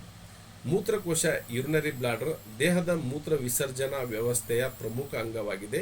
ಇದು ಕೇವಲ ಮೂತ್ರವನ್ನು ಸಂಗ್ರಹಿಸುವ ಚೀಲವಲ್ಲ, ದೇಹದ ದ್ರವ ಸಮತೋಲನ, ಮೂತ್ರ ವಿಸರ್ಜನೆಯ ನಿಯಂತ್ರಣ ಮತ್ತು ಮೂತ್ರಪಿಂಡಗಳೊಂದಿಗೆ ಸಮನ್ವಯವಾಗಿ ಕಾರ್ಯನಿರ್ವಹಿಸುವ ಅತ್ಯಂತ ಮುಖ್ಯ ಅಂಗವಾಗಿದೆ. ಓಕೆ, ಮೂತ್ರವನ್ನು ಸಂಗ್ರಹಿಸುವುದು, ಸ್ಟೋರೇಜ್ ಆಫ್ ಯೂರಿನ್. ಮೂತ್ರಪಿಂಡಗಳು ಕಿಡ್ನೀಸ್ ರಕ್ತವನ್ನು ಶುದ್ಧೀಕರಿಸಿ ನಿರಂತರವಾಗಿ ಮೂತ್ರವನ್ನು ಉತ್ಪಾದಿಸುತ್ತವೆ. ಈ ಮೂತ್ರವು ಯುರೆಟರಸ್ ಮೂಲಕ ಮೂತ್ರಕೋಶಕ್ಕೆ ಬರುತ್ತದೆ. ಮೂತ್ರಕೋಶವು ಅದನ್ನು ಸುರಕ್ಷಿತವಾಗಿ ಸಂಗ್ರಹಿಸಿ ಸೂಕ್ತ ಸಮಯದವರೆಗೆ ಹೊರಹೋಗುವಂತೆ ಕಾಯುತ್ತದೆ. ಓಕೆ, ಇದರ ಕೆಲಸ ಒಂದು ಸ್ಟೋರೇಜ್, ಅದನ್ನು ಸುರಕ್ಷಿತವಾಗಿ ಅದನ್ನು ಸ್ಟೋರ್ ಮಾಡ್ಕೊತದೆ. ಅದು ಏನಾದರೂ ಹೊರಗೆ ಹಾಕದೇ ಇದ್ದರೆ ಏನೆಲ್ಲ ಸಮಸ್ಯೆ ಆಗುತ್ತೆ, ಹೊರಗೆ ಅಲ್ಲೇ ಇಟ್ಕೊಂಡ್ರೆ ಏನಾಗುತ್ತೆ ಅಂತ ನಾವು ಮುಂದಿನ ಒಂದು ಅದರಲ್ಲಿ ನೋಡ್ತೀವಿ. ಆರೋಗ್ಯಕರ ವಯಸ್ಕರಲ್ಲಿ ಮೂತ್ರಕೋಶವು ಸಾಮಾನ್ಯವಾಗಿ 300 ರಿಂದ 500 ಮಿಲಿಲೀಟರ್ ಮೂತ್ರವನ್ನು ಸಂಗ್ರಹಿಸಬಲ್ಲದು. ಮೂತ್ರ ತುಂಬಿದೆ, ಅದರ ಗೋಡೆ ವಿಸ್ತರಿಸಿದೆ ಮತ್ತು ಖಾಲಿಯಾದ ನಂತರ ಮತ್ತೆ ತನ್ನ ಮೂಲ ಗಾತ್ರಕ್ಕೆ ಮರಳುತ್ತದೆ. ಓಕೆ, ಆಲ್ರೆಡಿ ಇದನ್ನು ನೋಡಿಬಿಟ್ಟಿದ್ದೀವಿ. ಮೂತ್ರವನ್ನು ಹೊರಹಾಕೋದು, ಯೂರಿನ್ ಎಕ್ಸಡೇಷನ್ ಅಂತ ಏನು ಕರಿತೀವಿ. ಮೂತ್ರಕೋಶವು ತುಂಬಿದಾಗ ಅದರ ಗೋಡೆಯಲ್ಲಿರುವ ಸ್ಟ್ರೆಚ್ ರೆಸ್ಪಿರೇಟರ್ಸ್ ಮೆದುಳಿಗೆ ಸಂದೇಶ ಕಳಿಸುತ್ತದೆ. ನಂತರ ಮೆದುಳಿಗೆ ನರಮಂಡಲದ ಸಹಕಾರದಿಂದ ಡಿಟ್ರೋಸರ್ ಮಸ್ಕಲ್ ಸಂಕುಚಿತವಾಗಿ ಸ್ಪೈನ್ ಸೆಂಟರ್ ಸ್ನಾಯುಗಳು ಸಡಿಲಗೊಂಡು ಮೂತ್ರವು ಯುರೇತ್ರ ಮೂಲಕ ದೇಹದಿಂದ ಹೊರಹೋಗುತ್ತದೆ. ಓಕೆ, ಈ ಪ್ರಕ್ರಿಯೆಯಲ್ಲಿ ಮಿಸ್ಕ್ಯುರೇಷನ್ ಮೂತ್ರ ವಿಸರ್ಜನೆ ಎಂದು ಕರೆಯುತ್ತಾರೆ. ಆರೋಗ್ಯಕರ ವ್ಯಕ್ತಿಯಲ್ಲಿ ಈ ಪ್ರಕ್ರಿಯೆ ಸ್ವಯಂಚಾಲಿತವಾಗಿ ಮತ್ತು ನಿಯಂತ್ರಿತವಾಗಿರುತ್ತದೆ. ನಾ ಆವಾಗಲೇ ಹೇಳಿದೆ, ಒಬ್ಬ ಮನುಷ್ಯನಿಗೆ ಯಾವಾಗ ಅದರ ಫಂಕ್ಷನ್ ಕಡಿಮೆ ಆಗುತ್ತೆ ಹಣ ಕೊಟ್ಟು ಅದನ್ನು ಹೊರಗೆ ಹಾಕಬೇಕಾಗ್ತದೆ. ಒಂದು ಮೆರಿಡಿಯನ್ದು ಎಷ್ಟು ನಮಗೆ ಲಾಭ ಇದೆ ಅಂದರೆ, ಪ್ರತಿದಿನ ನಮ್ಮ ದೇಹದ ಅಂಗಾಂಗಗಳು ಸರಿಯಾದ ರೀತಿಯಲ್ಲಿ ಕೆಲಸ ಮಾಡದೇ ಇದ್ದಿದ್ರೆ ನಾವು ಎಷ್ಟು ಹಣ ವ್ಯಯ ಮಾಡಬೇಕಾಗಿತ್ತು, ಎಷ್ಟು ಹಣವನ್ನು ಖರ್ಚು ಮಾಡಬೇಕಾಗಿತ್ತು. ಈ ಉದ್ದೇಶವನ್ನು ನಿಮಗೆ ತಿಳಿಸ್ಕೊಡೋದೇನೆಂದರೆ, ನಾವು ಇನ್ನು ಮೇಲೆ ಯೂರಿನೇಷನ್ ಅರ್ಜೆಂಟ್ ಇದೆ, ಓಕೆ, ಕೆಲವು ಸಂದರ್ಭಗಳಲ್ಲಿ ಹೊರಗೆ ಹೋಗದೇ ಇರ್ಬೋದು, ಆ ಸಮಯನ ನೀವು ಹಿಡಿದಿಟ್ಕೋಬೋದು, ಅದು ಓಕೆ. ಬಟ್ ಪ್ರತಿ ಸಲ ನೀವು ಅದನ್ನು ಸ್ಟೋರೇಜ್ ಮಾಡಿಕೊಂಡು ಅರ್ಜೆನ್ಸ್ ಇದ್ದಾಗ ಅದನ್ನು ಭಾಳ ಇನ್ನೇನು ತಡ್ಕೊಳಕ್ಕೆ ಆಗೋದಿಲ್ಲ ಅನ್ನೋ ಒಂದು ಮಟ್ಟದಲ್ಲಿ ಅದನ್ನು ಸ್ಟೋರ್ ಮಾಡಬಾರ್ದು, ಅದು ತಪ್ಪು. ಓಕೆ, ನೆಕ್ಸ್ಟು ದೇಹದ ನೀರಿನ ಸಮತೋಲನವನ್ನು ಕಾಪಾಡುತ್ತದೆ. ದೇಹದ ನೀರಿನ ಸಮತೋಲನವನ್ನು ಕಾಪಾಡಲು ಮೂತ್ರಕೋಶವು ಪರೋಕ್ಷವಾಗಿ ಪ್ರಮುಖ ಪಾತ್ರ ವಹಿಸುತ್ತದೆ. ಕಿಡ್ನಿ ದೇಹಕ್ಕೆ ಅಗತ್ಯವಿರುವ ಹೆಚ್ಚುವರಿ ನೀರನ್ನು ಮೂತ್ರವಾಗಿ ಪರಿವರ್ತಿಸುತ್ತದೆ. ಆ ಮೂತ್ರವನ್ನು ಮೂತ್ರಕೋಶವು ಸಂಗ್ರಹಿಸಿ ಸರಿಯಾದ ಸಮಯದಲ್ಲಿ ಹೊರಹಾಕುವುದರಿಂದ ದೇಹದಲ್ಲಿನ ನೀರಿನ ಸಮತೋಲನ ಕಾಪಾಡಲು ಸಹಾಯ ಮಾಡುತ್ತೆ. ಇನ್ ಕೇಸ್ ದೇಹದ ನೀರನ್ನು ಜಾಸ್ತಿ ಕಿಡ್ನಿ ಯೂರಿನರಿ ಬ್ಲಾಡರಿಗೆ ಕಳಿಸ್ಲಿಲ್ಲ ಅಂದರೆ ಏನಾಗ್ತಿತ್ತು ಹೇಳಿ, ಕೈಕಾಲೆಲ್ಲ ಊದ್ಕೊಂಡ್ಬಿಡ್ತವೆ, ಎದೆಮ ಟೈಪ್ ಆಗ್ತದೆ, ಅಲ್ಲಿ ನಾವು ಮುಟ್ಟಿದಾಗ ಒಂದು ಕುಣಿ ಬೀಳುತ್ತೆ ಆಗುತ್ತೆ. ಇದೇ ಒಂದು ಫಂಕ್ಷನನ್ನು ಸರಿಯಾದ ರೀತಿ ಮಾಡೋದ್ರಿಂದ ನಾವು ಒಂದು ಬಾಡಿಯಲ್ಲಿ ಯಾವುದೇ ಥರ ಸ್ವೆಲ್ಲಿಂಗ್ ಇಲ್ದಂಗೆ, ಕೈಕಾಲು ದಪ್ಪ ಇಲ್ದಂಗೆ ನಮಗೆ ಒಂದು ಮೂತ್ರಕೋಶ ಸಹಾಯ ಮಾಡ್ತದೆ. ಅಂದರೆ ನಾವು ಪ್ರತಿದಿನ ಅದಕ್ಕೆ ಥ್ಯಾಂಕ್ಸ್ ಅಂತ ಹೇಳಬೇಕು. ಆವಾಗ ಬೇಕಾಗಿರ್ತಕ್ಕಂಥ ಬಾಡಿಯಲ್ಲಿ ಎಷ್ಟು ನೀರು ಬೇಕೋ ಅದನ್ನು ಕಿಡ್ನಿ ಹಿಡಿದಿಟ್ಕೊಂಡು ಎಕ್ಸ್ಟ್ರಾ ಇರೋ ನೀರನ್ನು ಮೂತ್ರಕೋಶಕ್ಕೆ ಕಳಿಸ್ತದೆ. ಓಕೆ, TCM ದೃಷ್ಟಿಯಲ್ಲಿ ಈ ಕಾರ್ಯವನ್ನು ವಾಟರ್ ಮೆಟಾಬಲಿಸಮ್ನ ಭಾಗವಾಗಿದೆ ಮತ್ತು ಕಿಡ್ನಿ ಬ್ಲ್ಯಾಡರ್ ವ್ಯವಸ್ಥೆಯ ಸಮನ್ವಯದಿಂದ ನಡೆಯುತ್ತದೆ. ಇಬ್ಬರದು ಒಂಥರ ಕಿಡ್ನಿ ಬ್ಲ್ಯಾಡರ್ ಅಂದರೆ ಗಂಡ ಹೆಂಡತಿಯ ಸಂಬಂಧದ ಥರ. ಇಬ್ಬರು ಅಂಡರ್ಸ್ಟ್ಯಾಂಡಿಂಗ್ ಇಲ್ಲ ಅಂದರೆ ಇಲ್ಲಿ ಒಂದು ನಮ್ಮ ದೇಹದಲ್ಲಿ ದೊಡ್ಡ ಮಟ್ಟದ ಬದಲಾವಣೆ, ಒಂದು ದೊಡ್ಡ ಮಟ್ಟದ ಸಮಸ್ಯೆಯನ್ನು ನಾವು ತಂದುಕೊಳ್ತೀವಿ.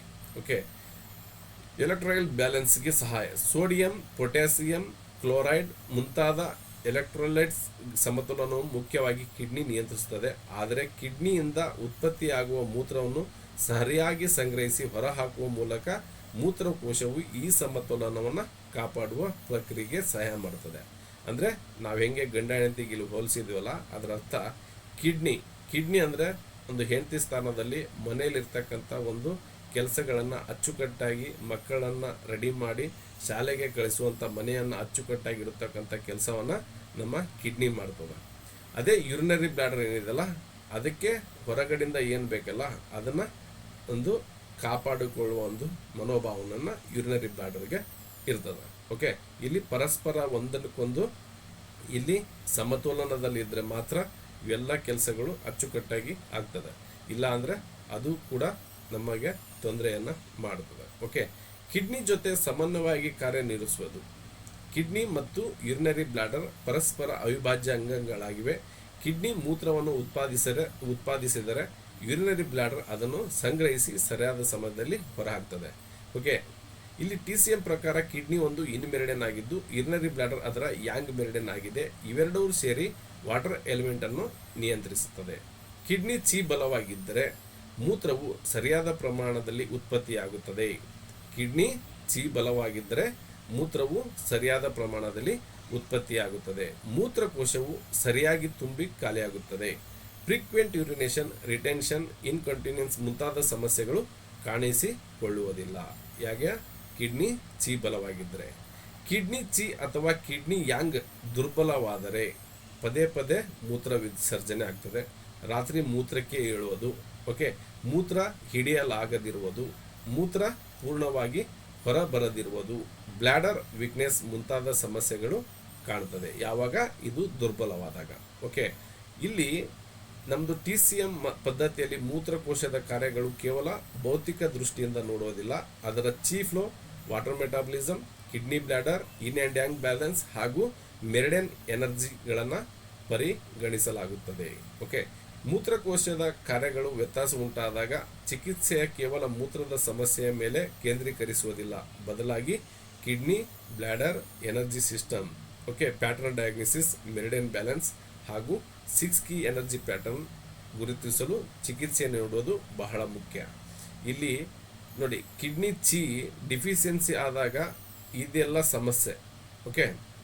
ಕಿಡ್ನಿ ಚಿ ಡಿಫಿಷಿಯನ್ಸಿ ಆದಾಗ ನೀವು ಇದೆಲ್ಲ ಸಮಸ್ಯೆ. ಇಲ್ಲಿ ಏನಿದೆ, ಇಲ್ಲಿ ಕೋಲ್ಡ್ನೆಸ್ ಜಾಸ್ತಿ ಆಗಿದೆ, ಅಂದರೆ ಇನ್ನು ಜಾಸ್ತಿ ಆಗಿದೆ, ಯಾಂಗ್ ಕಡಿಮೆ ಆಗಿದೆ ಅಂತ. ನೀವು ಯಾಂಗ್ ಕಲರನ್ನು ಚಾಯ್ಸ್ ಮಾಡಿದರೆ ನೀವು ಮೂಲ ಒಂದು ಸಮಸ್ಯೆಯನ್ನು ಕಂಡಿಡ್ದಂಗೆ. ನೀವೇನಾದರೂ ಇಲ್ಲಿ ಇದು ಆಗಿಲ್ಲ ಅಂದ್ಬಿಟ್ಟು ಮತ್ತೆ ಡಾರ್ಕ್ ಬ್ಲೂ ಅನ್ನು ಕಲರ್ ಹಚ್ಚಿದ್ರೆ ಮತ್ತೆ ಇರ್ತಕ್ಕಂಥ ಸಮಸ್ಯೆಗಳು ಜಾಸ್ತಿ ಆಗ್ತವೆ. ನೆಕ್ಸ್ಟ್, ಮೂತ್ರಕೋಶದ 5 ಪ್ರಮುಖ ಕಾರ್ಯಗಳು. ಮೂತ್ರಕೋಶದ 5 ಪ್ರಮುಖ ಕಾರ್ಯಗಳಂದರೆ ಮೂತ್ರವನ್ನು ಸಂಗ್ರಹಿಸುವುದು, ಮೂತ್ರವನ್ನು ಹೊರಹಾಕೋದು, ದೇಹದಲ್ಲಿ ನೀರಿನ ಸಮತೋಲನ ಕಾಪಾಡೋದು, ಎಲೆಕ್ಟ್ರೋಲ್ ಬ್ಯಾಲೆನ್ಸ್ಗೆ ಸಹಾಯ ಮಾಡೋದು, ಕಿಡ್ನಿ ಜೊತೆ ಸಮಾನವಾಗಿ ಕಾರ್ಯನಿರ್ವಹಿಸೋದು. ಇಲ್ಲಿ ನೆಕ್ಸ್ಟ್, ಯುರಿನರಿ ಬ್ಲ್ಯಾಡರ್ನ ಕಾರಣಗಳು. ಫಂಕ್ಷನ್ ಆಫ್ ಯುರಿನರಿ ಬ್ಲ್ಯಾಡರ್ ಇಂದ TCM ಪ್ರಕಾರ ಮೂತ್ರಕೋಶದ ಮುಖ್ಯ ಕಾರ್ಯಗಳಂದರೆ ಕಿಡ್ನಿಯಿಂದ ಬರುವ ದ್ರವ್ಯಗಳನ್ನು ಸ್ವೀಕರಿಸುವುದು, ದೇಹಕ್ಕೆ ಅಗತ್ಯವಿಲ್ಲದ ನೀರನ್ನು ಮೂತ್ರವಾಗಿ ಸಂಗ್ರಹಿಸುವುದು, ಕಿಡ್ನಿ ಚಿ ಸಹಾಯದಿಂದ ಮೂತ್ರವನ್ನು ಸರಿಯಾದ ಸಮಯದಲ್ಲಿ ಹೊರಹಾಕೋದು, ವಾಟರ್ ಪ್ಯಾಸೇಜ್ ಜಲಮಾರ್ಗ ಅನ್ನು ಸುಗಮವಾಗಿ ನಿರ್ವಹಿಸುವುದು, ದೇಹದಲ್ಲಿ ಇನ್ ಆ್ಯಂಡ್ ಯಾಂಗ್ ಜಲ ಸಮತೋಲನವನ್ನು ಕಾಪಾಡೋದು, ಚಿ ಟ್ರಾನ್ಸ್ಫಾರ್ಮೇಷನ್ ಪ್ರಕ್ರಿಯೆಯಲ್ಲಿ ಭಾಗವಹಿಸೋದು. ಇಲ್ಲಿ ಏನಂದರೆ ಅದೇ ಒಂದು ಮೂತ್ರ ವಿಸರ್ಜನವನ್ನು ಸಹಜವಾಗಿ ಒಂದು ಏನೇ ಬದಲಾವಣೆ ಇಲ್ದಂಗೆ, ಒಂದು ಫ್ರೀಕ್ವೆಂಟ್ ಯೂರಿನೇಷನ್ ಇಲ್ದಂಗೆ ಆರಾಮಾಗಿ ಒಬ್ಬ ಮನುಷ್ಯ ಒಂದು ಯೂರಿನೇಷನ್ಗೆ ಎಷ್ಟು ಹೋಗ್ಬೇಕಲ್ಲ ಅಷ್ಟು, ಮತ್ತು ಉರಿ ಮೂತ್ರ ಇಲ್ದಂಗೆ ರಾತ್ರಿ ಪದೇ ಪದೇ ಇಲ್ದಂಗೆ ಮಾಡಿದರೆ ಇಲ್ಲಿ ಕಿಡ್ನಿ ಮತ್ತು ಬ್ಲ್ಯಾಡರ್ ಸಮತೋಲನದಲ್ಲಿದೆ ಅಂತ ಅರ್ಥ. ಚಿ ಟ್ರಾನ್ಸ್ಫರೇಷನ್. ಚಿ ಟ್ರಾನ್ಸ್ಫರೇಷನ್ ಎನ್ನುವುದು TCMನಲ್ಲಿ ಅತ್ಯಂತ ಪ್ರಮುಖ ಪರಿಕಲ್ಪನೆ. ಕಿಡ್ನಿ ಯಾಂಗನ ಉಷ್ಣ ಶಕ್ತಿಯ ಸಹಾಯದಿಂದ ಯುರಿನರಿ ಬ್ಲ್ಯಾಡರ್ ದೇಹದ ದ್ರವಗಳನ್ನು 2 ಭಾಗಗಳಾಗಿ ವಿಂಗಡಿಸುತ್ತೇವೆ.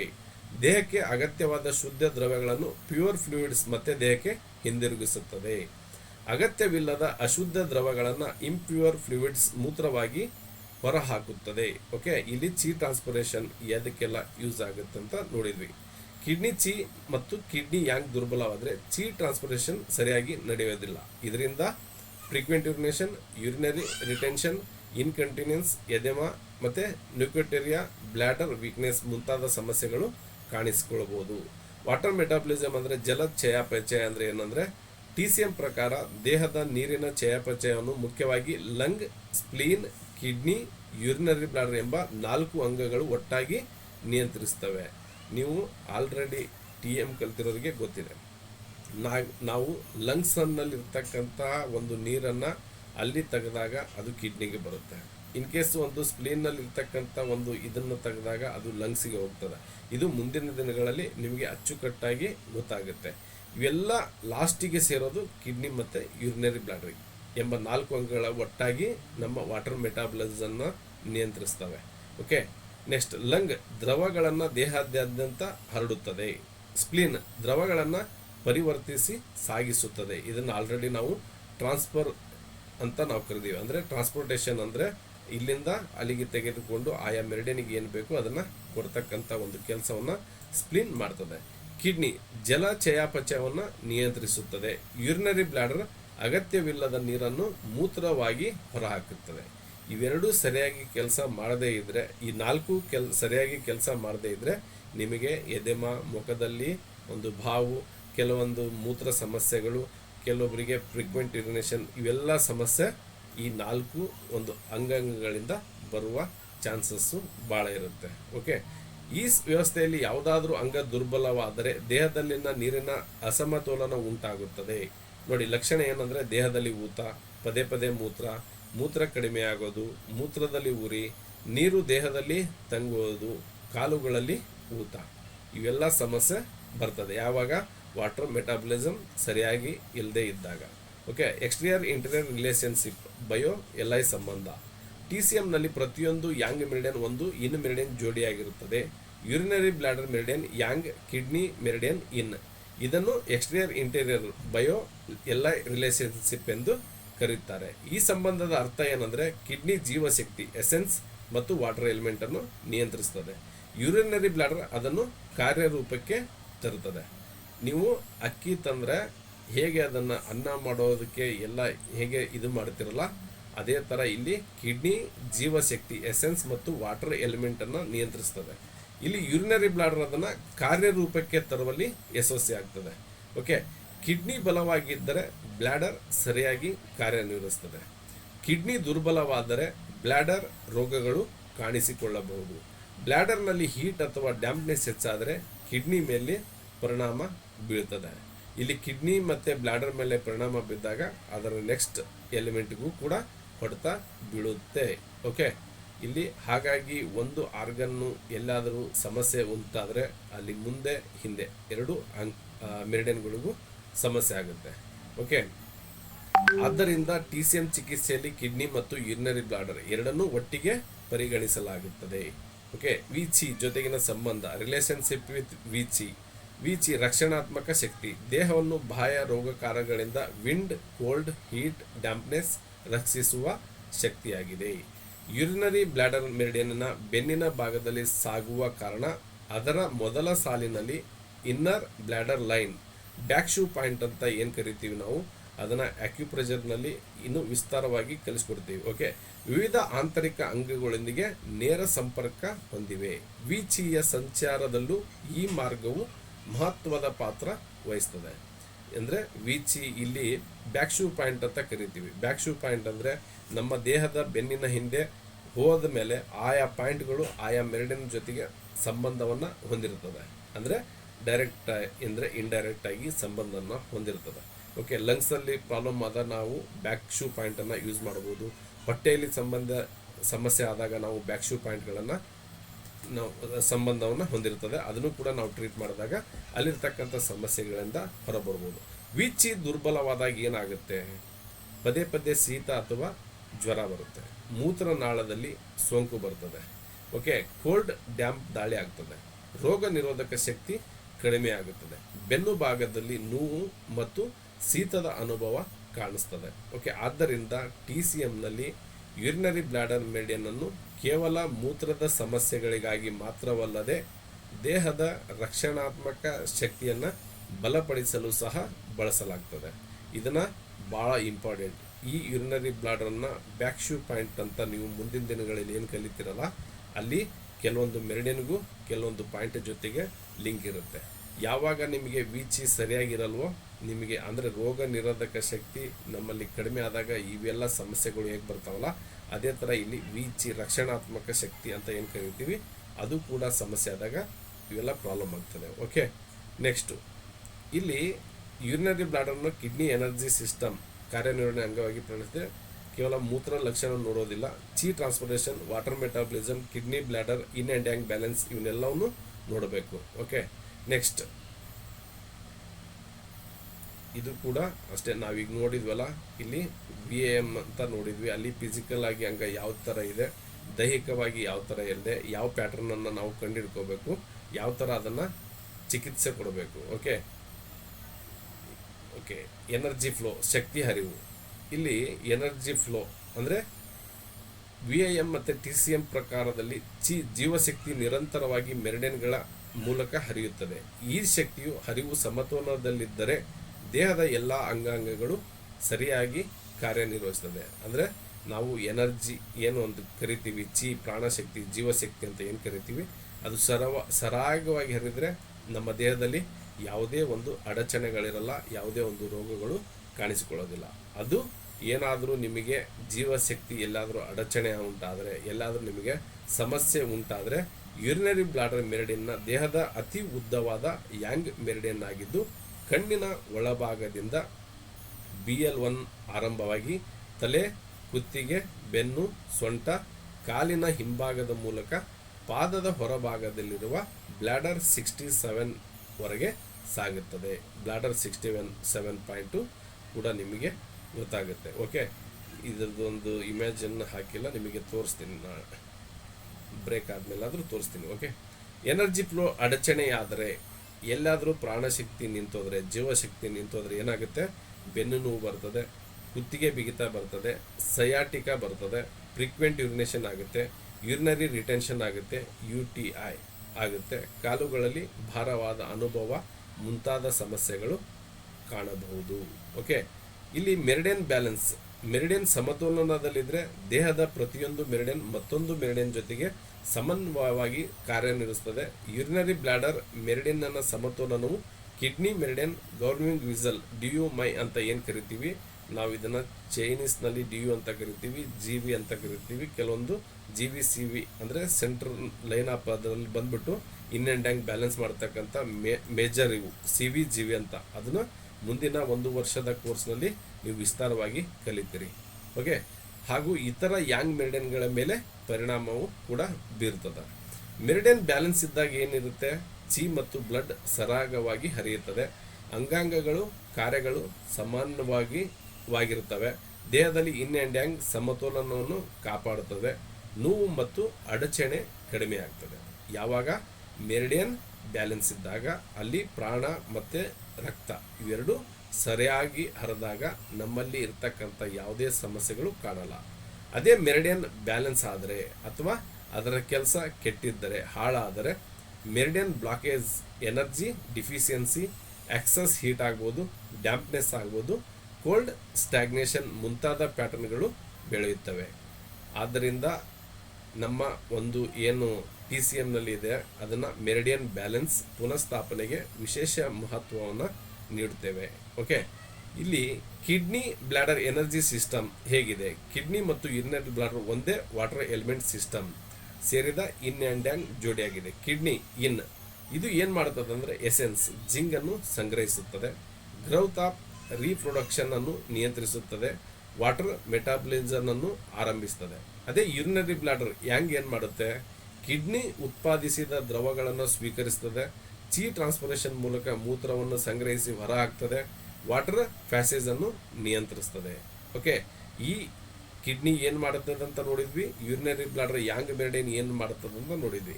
ಕಿಡ್ನಿ ಎನರ್ಜಿ ದುರ್ಬಲವಾದರೆ ಏನಾಗ್ತದೆ, nocturia, bed wetting, frequent urination, incontinence, weak bladder ಕಾಣಿಸಬಹುದು. ಓಕೆ, ಇವೆಲ್ಲ ನಮ್ಮ ಕಿಡ್ನಿ ವೀಕ್ ಆದಾಗ ಕಾಣಿಸ್ತಕ್ಕಂಥ ಸಮಸ್ಯೆಗಳು. ಯೂರಿನರಿ ಬ್ಲಾಡರ್ನಲ್ಲಿ ಎಕ್ಸಸ್ ಹೀಟ್ ಅಥವಾ ಡ್ಯಾಂಪ್ನೆಸ್ ಹೆಚ್ಚಾದರೆ ಕಿಡ್ನಿ ಮೇಲೆಯೂ ಪರಿಣಾಮ ಬೀರ್ತದೆ. ನಮಗೆಲ್ಲ ಈಗ ಆಲ್ರೆಡಿ ಗೊತ್ತಿದೆ, ಇನ್ನಲ್ಲಿ ಸಮಸ್ಯೆ ಆದಾಗ ಅದು ಕೂಡ ಯಾಂಗಿಗೂ ಟ್ರಾನ್ಸ್ಫರ್ ಆಗುತ್ತೆ, ಯಾಂಗಲ್ಲಿ ಪ್ರಾಬ್ಲಮ್ ಆದಾಗ ಅದು ಕೂಡ ಇನ್ನಿಗೆ ಟ್ರಾನ್ಸ್ಫರ್ ಆಗ್ತದೆ. ಒಂದು ನಾಣ್ಯದ ಎರಡು ಮುಖಗಳ ಥರ ಇವು ಕೆಲಸ ಮಾಡ್ತವೆ. ಓಕೆ, ಇಲ್ಲಿ TCM ಕಿಡ್ನಿ ಮತ್ತು ಬ್ಲಾಡರನ್ನು ಯಾವಾಗಲೂ ಒಟ್ಟಾಗಿ ಮೌಲ್ಯಮಾಪನವನ್ನು ಮಾಡಲಾಗ್ತದೆ. ಯಾವಾಗ ನಿಮಗೆ ಕಿಡ್ನಿ ಒಂದು ಕೋಲ್ಡ್ ಆಗಿದೆ ಅಂತ ಅಂದಾಗ ಅಲ್ಲಿ ಬ್ಲಾಡರ್ನು ಕೂಡ ಚೆಕ್ ಮಾಡಬೇಕು.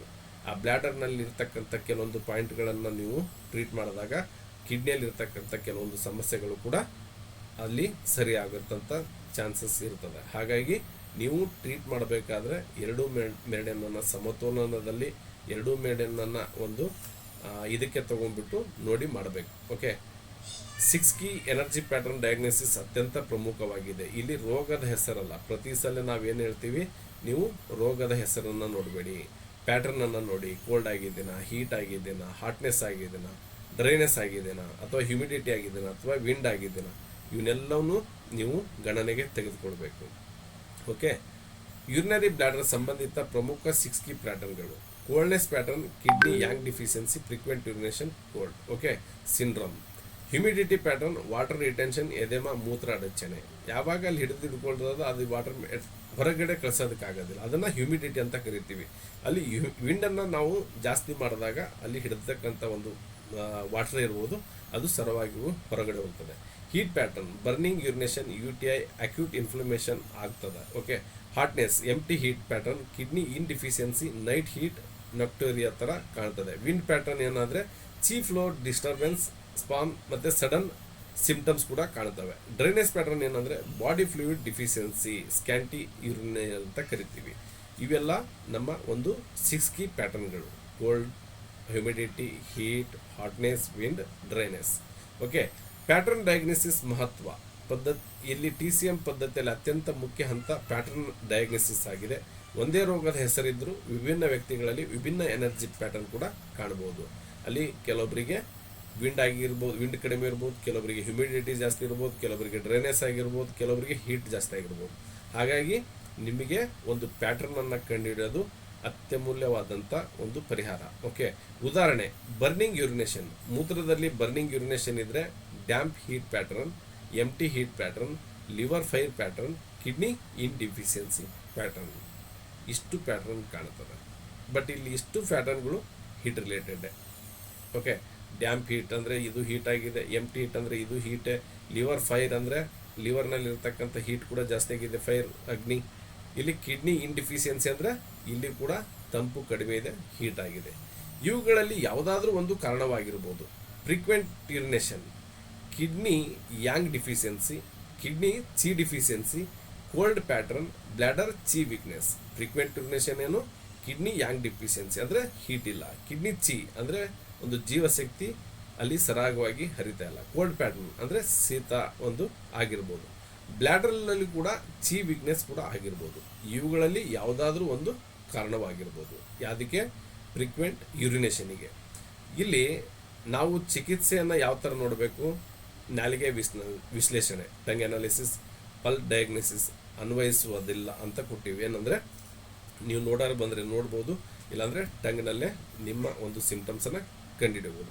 ಲಕ್ಷಣಗಳ ವಿಶ್ಲೇಷಣೆ, meridian assignment, organ energy assignment, 6 key energy pattern, yin and yang ಸ್ಥಿತಿ, excess deficiency pattern. Okay.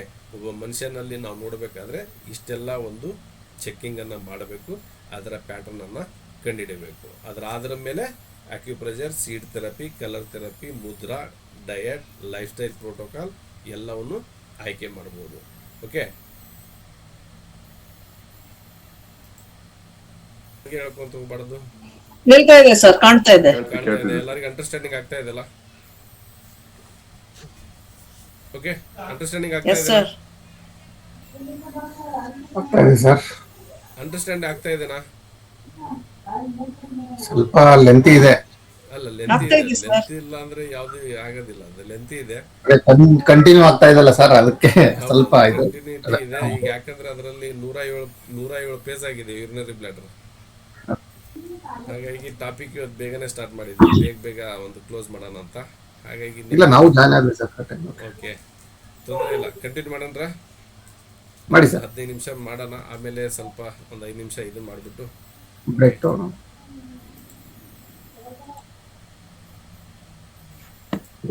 Swaroop ಅವರೇ, ಸರ್ ಹೇಳಿ. ನಾವು ಒಂದು 5 ಜನ ನಮ್ಗೆ ಅವಾಗಲೇ 6:45 7 ಗಂಟೆ 5 ನಿಮಿಷದವರೆಗೂ ನಾವು 5 ಜನ ಇದ್ವಿ. ಲಕ್ಷ್ಮಿ, ಜಯಲಕ್ಷ್ಮಿ, ಇನ್ನೊಬ್ಬರು ಲಕ್ಷ್ಮಿ, ನಾವು. ಆಮೇಲೆ ಇನ್ನೊಂದ್ಸರಿ ನಾವು ಈ 6 ಕೀ ಕ್ಲಾಸ್ ಕೊಟ್ಟಿದ್ರಲ್ಲ ಇವತ್ತು, ಅದ್ರಲ್ಲಿ ಜಾಯ್ನ್ ಆಗಿದ್ದಕ್ಕೆ ನಾವು ಜಾಯ್ನ್ ಆದ್ವಿ. ಅವ್ರು ನಿಮ್ಗೆಲ್ಲ ಫೋನ್ ಮಾಡ್ತಿದ್ರು ಅಂತ ಯಾರು ತೆಗಿತಿಲ್ಲ ಅಂತ ಹೇಳಿದ್ರು. ಇಲ್ಲ ಸರ್, ನಮ್ದು ಈಗ ಆಲ್ರೆಡಿ ನಾನು 6 ಕೀ ಗ್ರೂಪ್ನಲ್ಲಿ ಹಾಕಿದ್ದೀನಿ. BL 67 ತನಕ ಇರ್ತದೆ. ನಮ್ಮ ದೇಹದ ಒಂದು ಅತಿ ದೊಡ್ಡ ಮೆರಿಡಿಯನ್ ಇದಾಗಿದೆ.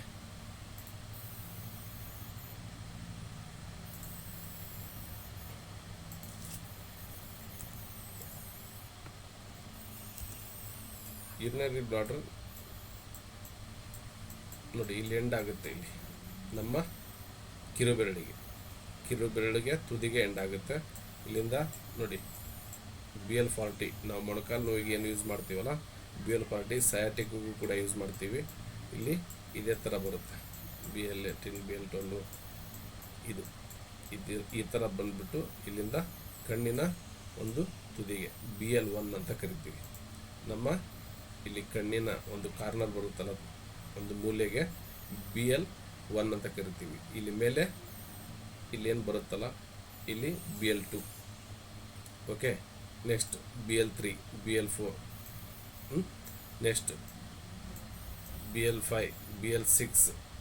ಓಕೆ, ನೆಕ್ಸ್ಟ್ ಇಲ್ಲಿ BL12 ಬರುತ್ತದೆ.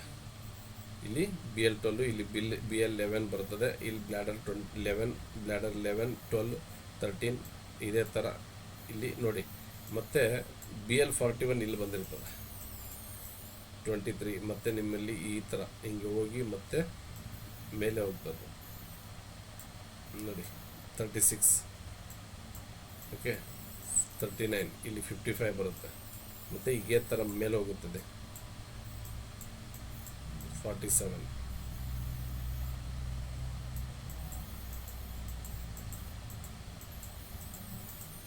58, BL60, 67. ಓಕೆ, 60, 61, 62, 63, 64, 65, 66, 67 ಈ ಥರ ಬರುತ್ತೆ. ಇದು ಒಂದು ಬ್ಲ್ಯಾಡರ್ ಮೆರಿಡಿಯನ್ನ. ಇದು ಅತಿ ದೊಡ್ಡ ಮೆರಿಡಿಯನ್, ನಮ್ಮ ದೇಹದಲ್ಲಿ ಒಂದು ಅತಿ ದೊಡ್ಡ ಮೆರಿಡಿಯನ್ ಆಗಿದೆ.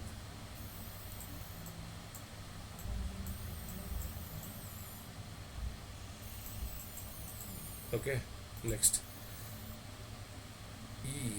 ಈಗೆಲ್ಲ ನೋಡಿದ್ವಲ್ಲ, ಇದು ಕಣ್ಣಿನ ಒಳಭಾಗ ಮೂಲೆಯಿಂದ ಆರಂಭ ಆಗುತ್ತದೆ. ತಲೆ, ಕುತ್ತಿಗೆ, ಬೆನ್ನು, ಸೊಂಟ, ತೊಡೆ, ಕಾಲಿನ ಹಿಂಭಾಗ ಮತ್ತು ಪಾದದ ಹೊರಭಾಗ ಮೂಲಕ ಚಿಕ್ಕ ಬೆರಳಿನಿಂದ ಹೊರ ತುದಿಯಲ್ಲಿರುವ BL67ನಲ್ಲಿ ಕೊನೆಗೊಳ್ಳುತ್ತದೆ. ಒಟ್ಟು 67 ಆಕ್ಯುಪಂಕ್ಚರ್ ಅಥವಾ ಆಕ್ಯುಪಂಕ್ಚರ್ ಪಾಯಿಂಟ್ಗಳು ಇರ್ತವೆ ಇದರಲ್ಲಿ. ಓಕೆ, ಇಲ್ಲಿ BL1ರಿಂದ BL60ವರೆಗಿನ ಮಾರ್ಗ course of the meridian. Okay, ಇಲ್ಲಿ ಈಗ ಏನು ನೋಡಿದ್ವಲ್ಲ ಅದೇ. ಹಣೆಯ ಮೇಲ್ಭಾಗಕ್ಕೆ ಹೋಗುತ್ತದೆ, ತಲೆ ಮೇಲ್ಭಾಗದ ಮೂಲಕ ಸಾಗುತ್ತದೆ, ಕುತ್ತಿಗೆ ಹಿಂಭಾಗ ದಾಟುತ್ತದೆ. ಬೆನ್ನಿನ ಎರಡೂ ಬದಿಗಳಲ್ಲಿ ಎರಡೂ ಸಮಾನಾಂತರ ಪ್ಯಾರಲಲ್ ರೇಖೆಗಳಾಗಿ ಕೆಳಗೆ ಇಳಿಯುತ್ತದೆ. ಸೊಂಟ ಮತ್ತು ನಿತಂಬದ ಮೂಲಕ ಸಾಗುತ್ತದೆ. ತೊಡೆ ಹಿಂಭಾಗವನ್ನು ದಾಟಿ ಮೊಣಕಾಲಿಗೆ ಬರುತ್ತದೆ. ಕಾಲಿನ ಹಿಂಭಾಗದಲ್ಲಿ ಕೆಳಗೆ ಇಳಿಯುತ್ತದೆ. ಕಣ್ಣುಕಾಲಿನ ಅಂದರೆ ಆ್ಯಂಕಲ್ ಹಿಂದೆ ಹಾದು ಹೋಗುತ್ತದೆ. ಪಾದದ ಹೊರಭಾಗದ ಮೂಲಕ ಚಿಕ್ಕ ಬೆರಳಿನ ಹೊರ ತುದಿಯಲ್ಲಿರುವ BL67ನಲ್ಲಿ ಕೊನೆಗೊಳ್ಳುತ್ತದೆ. ಓಕೆ, ಈ ಸಂಪೂರ್ಣ ಮಾರ್ಗವನ್ನು 3 ಪ್ರಮುಖ ಭಾಗಗಳಾಗಿ ಅರ್ಥ ಮಾಡಿಕೊಳ್ಳಬಹುದು. ತಲೆ ಮತ್ತು ಕುತ್ತಿಗೆ ಭಾಗ, ಬೆನ್ನಿನ 2 ರೇಖೆಗಳು, first and second line, next ಕಾಲಿನ ಹಿಂಭಾಗ. First line inner bladder line. First line ಅನ್ನು ಇನ್ನರ್ ಬ್ಲ್ಯಾಡರ್ ಲೈನ್ ಅಥವಾ 1.5 ಕನ್ ಲೈನ್ ಎಂದು ಕರೆಯುತ್ತಾರೆ. ಈ ರೇಖೆ ಬೆನ್ನಿನ ಮಧ್ಯಭಾಗದ DU ಮೆರಿಡಿಯನ್ನಿಂದ ಸುಮಾರು 1.5 ಕನ್ ದೂರದಲ್ಲಿ ಸಾಗುತ್ತದೆ. ಈ ಭಾಗದಲ್ಲಿ ಇರುವ ಹೆಚ್ಚಿನ ಪಾಯಿಂಟ್ಗಳು ಬ್ಯಾಕ್ ಶೂ ಪಾಯಿಂಟ್ ಆಗಿ ಇವೆ. ಓಕೆ, ಈ ಒಂದು ಪಾಯಿಂಟ್ ಅಂದರೆ DU ಮೆರಿಡಿಯನ್ ಅಂತ ಏನು ಕರಿತೀವಿ, GV ಮೆರಿಡಿಯನ್ ಬರುತ್ತಲ್ಲ, ಅದರಿಂದ 1.5 ಕನ್ ದೂರದಲ್ಲಿ ಸಾಗ್ತದೆ ಇದು ಈ ಮೆರಿಡಿಯನ್ನು. ಈ ಭಾಗದಲ್ಲಿರುವ ಹೆಚ್ಚಿನ ಪಾಯಿಂಟ್ಗಳು ಬ್ಯಾಕ್ ಶೂ ಪಾಯಿಂಟ್ಗಳು ಆಗಿರುತ್ತವೆ. ಓಕೆ, ಬ್ಯಾಕ್ ಶೂ ಪಾಯಿಂಟ್ ಮೂಲಕ ಕೆಳಗಿನ ಅಂಗಗಳು ಶಕ್ತಿಯನ್ನು ಸಮತೋಲನಗೊಳಿಸಬಹುದು. ಇಲ್ಲಿ ಲಂಗ್ ನೋಡಿ, ನಾವು ಹೇಳಿದ್ವಲ್ಲ ಬ್ಯಾಕ್ ಶೂ ಪಾಯಿಂಟ್ ಎದಕ್ಕೆ ಯೂಸ್ ಮಾಡ್ತೀವಂತ. ಲಂಗ್ ಮೆರಿಡಿಯನ್ಗೆ, ಪೆರಿಕಾರ್ಡಿಯಮ್ಗೆ, ಹಾರ್ಟಿಗೆ, ಲಿವರಿಗೆ, gall bladder, spleen, stomach, kidney, large intestine, small intestine, urinary bladder, ಸಂಜಿಯಾವು ಇವೆಲ್ಲ ಆರ್ಗನ್ಗಳನ್ನು ಬ್ಯಾಕ್ ಶೂ ಪಾಯಿಂಟ್ಗಳಿಂದ ನಾವು ನಿಯಂತ್ರಿಸಬಹುದು. ಆದ್ದರಿಂದ ಈ ಇನ್ನರ್ ಲೈನನ್ನು ಆರ್ಗನ್ ರೆಗ್ಯುಲೈಸೇಷನ್ ಲೈನ್ ಎಂದು ಪರಿಗಣಿಸಲಾಗುತ್ತದೆ. Okay, second line outer bladder ಲೈನ್ನಲ್ಲಿ ಸೆಕೆಂಡ್ ಲೈನನ್ನು ಔಟರ್ ಬ್ಲ್ಯಾಡರ್ ಲೈನ್ ಅಥವಾ 3 ಕನ್ ಲೈನ್ ಎಂದು ಕರೆಯುತ್ತಾರೆ. ಇದು ಫಸ್ಟ್ ಲೈನ್ಗಿಂತ ಹೊರಭಾಗದಲ್ಲಿ ಸುಮಾರು 3 ಕನ್ ದೂರ ಸಾಗುತ್ತದೆ.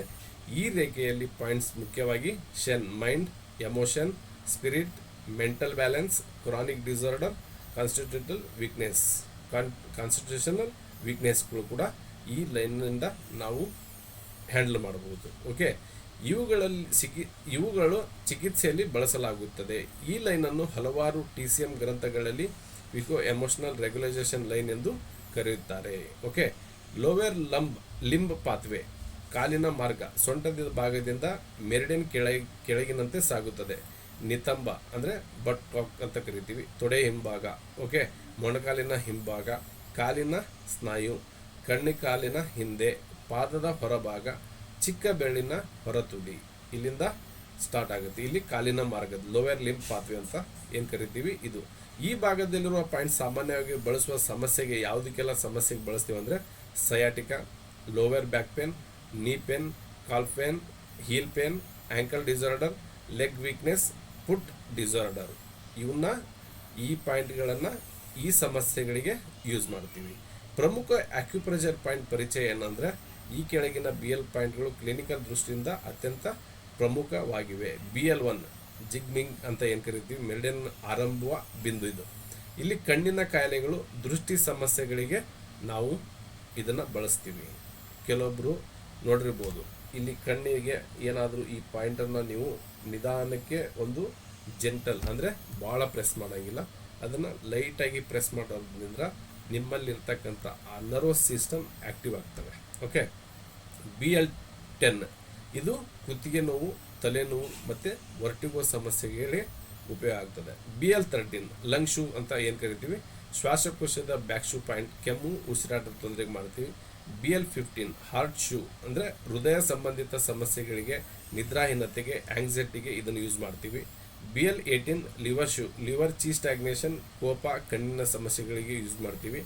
BL20 ಸ್ಪ್ಲೀನ್ ಶೂ ಅಂದರೆ ಸ್ಪ್ಲೀನ್ ಪಾಯಿಂಟ್ಗೆ ಯೂಸ್ ಮಾಡ್ತೀವಿ. ಆವಾಗ ಯೂಸ್ ಮಾಡಿದಾಗ ಜೀರ್ಣಕ್ರಿಯೆ, ಡ್ಯಾಂಪ್ನೆಸ್, ಅಪಿಟೇಟ್ ಡಿಸಾರ್ಡರ್ಸ್ ಕ್ಲಿಯರ್ ಆಗ್ತವೆ. BL23 ಇದು BL23 ನಾವು ಅತಿ ಹೆಚ್ಚು ಉಪಯೋಗ ಮಾಡ್ತಕ್ಕಂಥ ಪಾಯಿಂಟ್ ಎದಕ್ಕಂದರೆ ಬ್ಯಾಕ್ ಪೇನಿಗೆ ಯೂಸ್ ಮಾಡ್ತೀವಿ. ಕಿಡ್ನಿ ಶೂ ಅಂತ ಕರಿತೀವಿ. ಇಲ್ಲಿ ಕಿಡ್ನಿ ಇರ್ತಕ್ಕಂಥ ಒಂದು ಜಾಗ ಅಂತ ಕೂಡ ಹೇಳ್ತೀವಿ. ಕಿಡ್ನಿ ಡಿಫಿಷಿಯನ್ಸಿ, ಬೆನ್ನು ನೋವು, ನೆಕ್ಟೇರಿಯಾ, ಇನ್ಫರ್ಟಿಲಿಟಿ, ಸೆಕ್ಸುವಲ್ ವೀಕ್ನೆಸ್ಸಿಗೆ ಈ BL23 ಯೂಸ್ ಮಾಡ್ತೀವಿ. BL25 ಲಾರ್ಜ್ ಇಂಟೆಸ್ಟೈನ್ ಶೂ, ಮಲಬದ್ಧತೆ, ಲಾರ್ಜ್ ಇಂಟೆಸ್ಟೈನ್ ಡಿಸಾರ್ಡರ್ಗೆ ಯೂಸ್ ಮಾಡ್ತೀವಿ. BL28 urinary bladder shu, frequent urination, UTI, burning urination, bladder ವೀಕ್ನೆಸ್ಗೆ ಯೂಸ್ ಮಾಡ್ತೀವಿ. BL40 ವಿಝಾಂಗ್ ಅಂದರೆ ಲೋವರ್ ಬ್ಯಾಕ್ ಪೇನ್, ಪ್ರಮುಖ point, sciatica, knee pain, heart clearance. Okay. BL57 ಚೆಂಗೋಸನ್ ಅಂತ ಕರಿತೀವಿ, ಕಾಲಿನ ಸ್ನಾಯು ನೋವು, ಹೆಮೋಥೊರೈಟಿಸ್, ಮಸ್ಕಲ್ ಸ್ಪ್ಯಾಮ್ಗೆ ಅನುಕೂಲ ಆಗುತ್ತೆ. Okay. BL60 lower back pain, neck pain, labour pain support, heel ಪೇನಿಗೆ ಕೂಡ BL60 ಪಾಯಿಂಟನ್ನು ಯೂಸ್ ಮಾಡ್ತೀವಿ. BL62 okay. ಯಾಂಗ್ ಚಿಯಾವ್ ಮೇನ್ ಓಪನಿಂಗ್ ಪಾಯಿಂಟ್ ಇದೆ, ಅಂದರೆ ಒಂದು ಯಾಂಗನ್ನು ರಿಲೀಸ್ ಮಾಡ್ತಕ್ಕಂಥ, ಯಾಂಗನ್ನು ಓಪನಿಂಗ್ ಮಾಡ್ತಕ್ಕಂಥ point. Insomnia, epilepsy, foot disorder ಕೂಡ ಇದನ್ನು ಯೂಸ್ ಮಾಡ್ತೀವಿ. BL67 ಮೆರಿಡಿಯನ್ನ ಕೊನೆಯ point, bridge presentation support, head disorder, meridian ಆ್ಯಕ್ಟಿವೇಷನ್ಗೆ ಈ ಪಾಯಿಂಟನ್ನು ಆ್ಯಕ್ಟಿವೇಷನ್ ಮಾಡ್ತೀವಿ. ಓಕೆ. ಇಷ್ಟೆಲ್ಲ ಒಂದು ಪಾಯಿಂಟ್ಗಳನ್ನು ಇವು ಬ್ಯಾಕ್ ಶೂ ಪಾಯಿಂಟ್ ಅಂತ ಕರಿತೀವಿ. ಓಕೆ.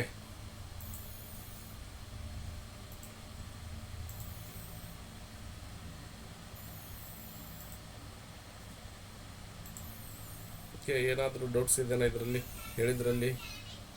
ಮಣಿಕಂಠ ಸರ್ ಹೇಳಿ. ನಮಸ್ಕಾರ. ನಮಸ್ಕಾರ ಸರ್. ನಾನು ಇವತ್ತು ಹೀಲ್ ಪೈನ್ ಒಬ್ಬರಿಗೆ ಕಲರ್ ಕೊಟ್ಟಿದ್ದೀನಿ ಬ್ಲಾಡರ್ ಅಲ್ಲಿ. ಇದು ಹೀಲ್ ಪೈನ್ ಬಂದೇ ಇಲ್ವಲ್ಲ ಅಂತ ನೋಡ್ತಾ ಇದ್ದೆ ಬ್ಲಾಡರ್ ಅಲ್ಲಿ ಲಾಸ್ಟ್ ಅಲ್ಲಿ ಬಂತು. ಅದು BL60 ಅಂತ ಏನೋ ಹೇಳಿದಿರಲ್ಲ, ಲೊಕೇಶನ್ ಅಲ್ಲಿ ನೋಡ್ಕೊಂಡು ಪ್ರೆಷರ್ ಕೊಟ್ರೆ ಅದು ಹೀಲ್ ಪೈನ್ಗೆ ವರ್ಕ್ ಆಗುತ್ತಾ? ಅಕ್ಯುಪ್ರೆಷರ್ ಕೊಡ್ಬೋದಲ್ಲ? Okay sir. ಓಕೆ. ಯಾರಿಗಾದ್ರೂ ಮತ್ತೆ ಡೌಟ್ಸ್ ಇದ್ರೆ ಒಂದು 5 ಮಿನಿಟ್ಸ್ ಮಾತಾಡಿ ಸರ್. ಅದು ಕಿಡ್ನಿದು ಇದು 23 ಹೇಳಿದ್ರಲ್ಲ ಸರ್? ಹೌದು. BL23 back shu point. ಹೌದು. ಅದಕ್ಕೂ ನಾವು ಮಸಾಜ್ ಕೊಟ್ರು ಬ್ಯಾಕ್ ಪೇನ್ಗೆ ವರ್ಕ್ ಆಗುತ್ತಲ್ಲ ಸರ್? ಅದು ಸೂಪರ್ ಆಗಿ ವರ್ಕ್ ಆಗುತ್ತೆ. ಕಿಡ್ನಿ ಇರ್ತಕ್ಕಂಥ ಒಂದು ಜಾಗ ಅದು. ಅಲ್ಲ, ಅದು ಮೆರಿಡಿಯನ್ ಲೈನ್ ನೋಡಿದೆ ಸರ್, ಬಟ್ ಅದು ಬ್ಯಾಕ್ ಶೂ ಪಾಯಿಂಟ್ಸ್ ಹೇಳಿದ್ರಲ್ಲ, ಹಂಗಾಗಿ ಅದು ನಾವು ಜಾಸ್ತಿ ಸಯಾಟಿಕಾದವರಿಗೆ ಕೊಡ್ತೀವಿ, ಬ್ಯಾಕ್ ಪೇನ್ ಅವರಿಗೆ ಕೊಡ್ತೀವಿ. ಅದು ಒಳ್ಳೆ ಚೆನ್ನಾಗಿ ಕೆಲಸ ಮಾಡುತ್ತೆ. But BL23 point find out ಮಾಡೋದು ಈಸ್ ವೆರಿ ಇಂಪಾರ್ಟೆಂಟ್. ಯಾಕಂದರೆ ಅಲ್ಲಿ ಒಂಥರ ಈ ನಾವು ಕೂತ್ಕೊಂಡಾಗ ಮೆದ್ಕೊಂಡಾಗ ಒಂಥರ ಕುಣಿ ಥರ ಬೀಳುತ್ತದು. ಆ ಕುಣಿ ಥರ ಬೀಳ್ತಕ್ಕಂಥ ಜಾಗನೇ BL23. ಹಾಗಾಗಿ ಅದನ್ನು ಆ್ಯಕ್ಟಿವೇಟ್ ಮಾಡಬೇಕಾದ್ರೆ ನೀವು ಕ್ಲಾಕ್ ವೈಸರ್ ಮಾಡಿ ಇಲ್ಲ ಪ್ರೆಸ್ಸರ್ ಮಾಡಿ ಅದನ್ನು ಮಾಡಿದಾಗ ಒಂದು ಅನುಕೂಲ ಆಗುತ್ತೆ. ಓಕೆ. ಎಲ್ಲಿ ಬರ್ತದೆ ಸರ್ ಅದು? BL23 back side. ನೀವು BL23 ಅಕ್ಯುಪ್ರೆಷರ್ ಪಾಯಿಂಟ್ ಅಂತ ಗೂಗಲ್ ಅಲ್ಲಿ ಸರ್ಚ್ ಮಾಡಿದ್ರೆ ಸಿಗುತ್ತೆ ನಿಮಗೆ. ಗೂಗಲ್ ಮಾಡಿದ್ರೆ ಸಿಗುತ್ತೆ ಸರ್? ಸಿಗುತ್ತೆ. 60 ಬಂದು ಅದು ಬ್ಯಾಕ್ ಪೇನಿಗೆ ಬರುತ್ತೆ ಸರ್? ಹೌದು. ನಿಮಗೆ ನಾನು ಲೋ ಬ್ಯಾಕ್ ಪೇನ್ ಎಲ್ಲವನ್ನೂ ಒಂದ್ಸಲ ನೀವು ವಿಡಿಯೋ ನೋಡಿ ಅದಪ್ಪ ಅಂದ್ರೆ ಅರ್ಥ ಆಗುತ್ತೆ. ಯಾಕೆಂದರೆ ಇದು ಕ್ಲಾಸು ಭಾಳ ಉದ್ದ ಇರೋದ್ರಿಂದ ನಾನು ಕವರ್ ಮಾಡಬೇಕು ಒಂದು. ಯಾಕಂದರೆ ಜಾಸ್ತಿ ಇದರಲ್ಲಿ ಮಾತಾಡೋದಕ್ಕೆ ಅನುವೇ ಮಾಡಿಕೊಡಂಗಿಲ್ಲ. ನಾನು 1ನೇ ತಾರೀಕಿಂದ ಆಕ್ಯುಪ್ರೆಷರ್ ಕ್ಲಾಸ್ ಸ್ಟಾರ್ಟ್ ಮಾಡೋದ್ರಿಂದ ಇಲ್ಲಿ ಆದಷ್ಟು ಇವತ್ತು ಬೇಗನೆ ಸ್ಟಾರ್ಟ್ ಮಾಡಿದ್ದೀನಿ, ಆದಷ್ಟು ಬೇಗನೆ ಕ್ಲೋಸ್ ಮಾಡ್ತೀವಿ. ಯಾಕಂದರೆ ಮುಂದಿನ ದಿನಗಳಲ್ಲಿ ನಾವು ಟಾಪಿಕ್ ಜಾಸ್ತಿ ಇರಬೇಕು, ಸಮಯನೂ ಉಳಿದಿರಬೇಕು, ಆ ಥರ ಇರಬೇಕು. ಯಾಕಂದರೆ ಸುಮ್ಮನೆ ಇದ್ದಾಗ ಮಾತಾಡೋಣ. ರಿವಿಷನ್ ಕ್ಲಾಸ್ ಇದ್ದಲ್ಲ, ಎಲ್ಲರೂ ಕ್ವಶನನ್ನು ಕೇಳ್ಬೋದು. ರಿವಿಷನ್ ಕ್ಲಾಸ್ನಲ್ಲಿ ಎಲ್ಲರಿಗೂ ಅವಕಾಶ ಇರ್ತದೆ, ಏನಾದ್ರು ಡೌಟ್ಸ್ ಇದ್ದರೆ. ಓಕೆ, ಏನಾದರೂ ಒಂದು ಸ್ವಲ್ಪ ಇತ್ತಂದರೆ ಮಾತಾಡೋಣ. ಓಕೆ, ಏನಾದ್ರು ಡೌಟ್ಸ್ ಇದೆನಾ? ಓಕೆ, ಡೌಟ್ಸ್ ಇಲ್ಲ ಅಂದರೆ ಒಂದು 5 ಮಿನಿಟ್ಸ್ ಬ್ರೇಕ್ ತೊಗೊಳ್ಳಿ, ಬರ್ತೀನಿ, ಮತ್ತೆ ಕ್ಲಾಸನ್ನು ಕಂಟಿನ್ಯೂ ಮಾಡೋಣ. ಸರ್ ಅಲ್ಲಿ ಒಂದ್ ನಿಮಿಷ ಸರ್. ಮೇಡಮ್ ಇದು ನಮಸ್ಕಾರ ಸರ್. ಹೇಳಿ ಸರ್. ಸ್ಯಾಂಜಿಯೋ ಅಂತ ಹಾಕಿದ್ರಲ್ಲ ಸರ್ ಈಗ ಆರ್ಗನ್ಸ್ ಅಲ್ಲಿ ಅದು ಏನ್ ಸರ್? ಅದು ಚೈನೀಸ್ ಭಾಷೆದಲ್ಲಿ ಹೆಂಗೆ ಕರೀತಾರೆ ಮೇಡಮ್? Triple warmer madam. ಅದಕ್ಕೆ ಯಾವ್ದಕ್ಕಂತಾರೆ ಸರ್? Triple warmer. ಸ್ಯಾಂಜಿಯೋ. Triple warmer. Triple warmer. Okay ಅದನ್ನ ಚೈನೀಸ್ ಭಾಷೆದಲ್ಲಿ ಆ ಥರ ಹೇಳ್ತಾರೆ. ಸ್ಯಾಂಜಿಯೋ ಅಂತ ಓಕೆ, ಥ್ಯಾಂಕ್ ಯು. ಓಕೆ, ನಾವು ನೆಕ್ಸ್ಟ್ ಮಣಿಕಂಠ ಸರ್. ಹೇಳಿ ಸರ್. ಕಾಲೆಲ್ಲ ಊತ ಬಂದಿದ್ದಾವೆ, ಪಡ ಅಂತ ಸಿಕ್ಕಾಪಟ್ಟೆ ಊತ ಬಂದಿದ್ರೆ ಏನ್ ಮಾಡ್ಬೇಕು ಸರ್? K3 ಪ್ರೆಸ್ ಮಾಡಿದ್ರೆ ಕಡಿಮೆ ಆಗುತ್ತೆ. ಹಾ, ಇಲ್ಲಾಂದ್ರೆ ನೀವು ಸೋಮಪ್ಪ ಸರ್ ಹತ್ರ ಚಿಕಿತ್ಸೆ ತಗೊಳ್ಳಿ. ಅದು ಪಿಟ್ಟಿಂಗ್ ಎಡಿಮಾ ಆಗಿರುತ್ತೆ. ಕಿಡ್ನಿ ಎನರ್ಜಿ ಅದೇ ಇವಾಗ ಹೇಳಿದ್ರಲ್ಲ, ಇನ್ ಎಕ್ಸಸ್ ಆಗಿರುತ್ತೆ ಕಿಡ್ನಿಲಿ. ಇನ್ ಎಕ್ಸಸ್ ಆದಾಗ ಕಾಲು ಊತ ಬರುತ್ತೆ. ಕಿಡ್ನಿಲಿ ಇನ್ ಎಕ್ಸಸ್ ಆಗುತ್ತೆ. K3 ಮಾಡ್ಬೇಕಾ ಸರ್? ವರ್ಕ್ ಆಗುತ್ತೆ, ಅದು ಟೈಮ್ ಹಿಡಿಯುತ್ತೆ.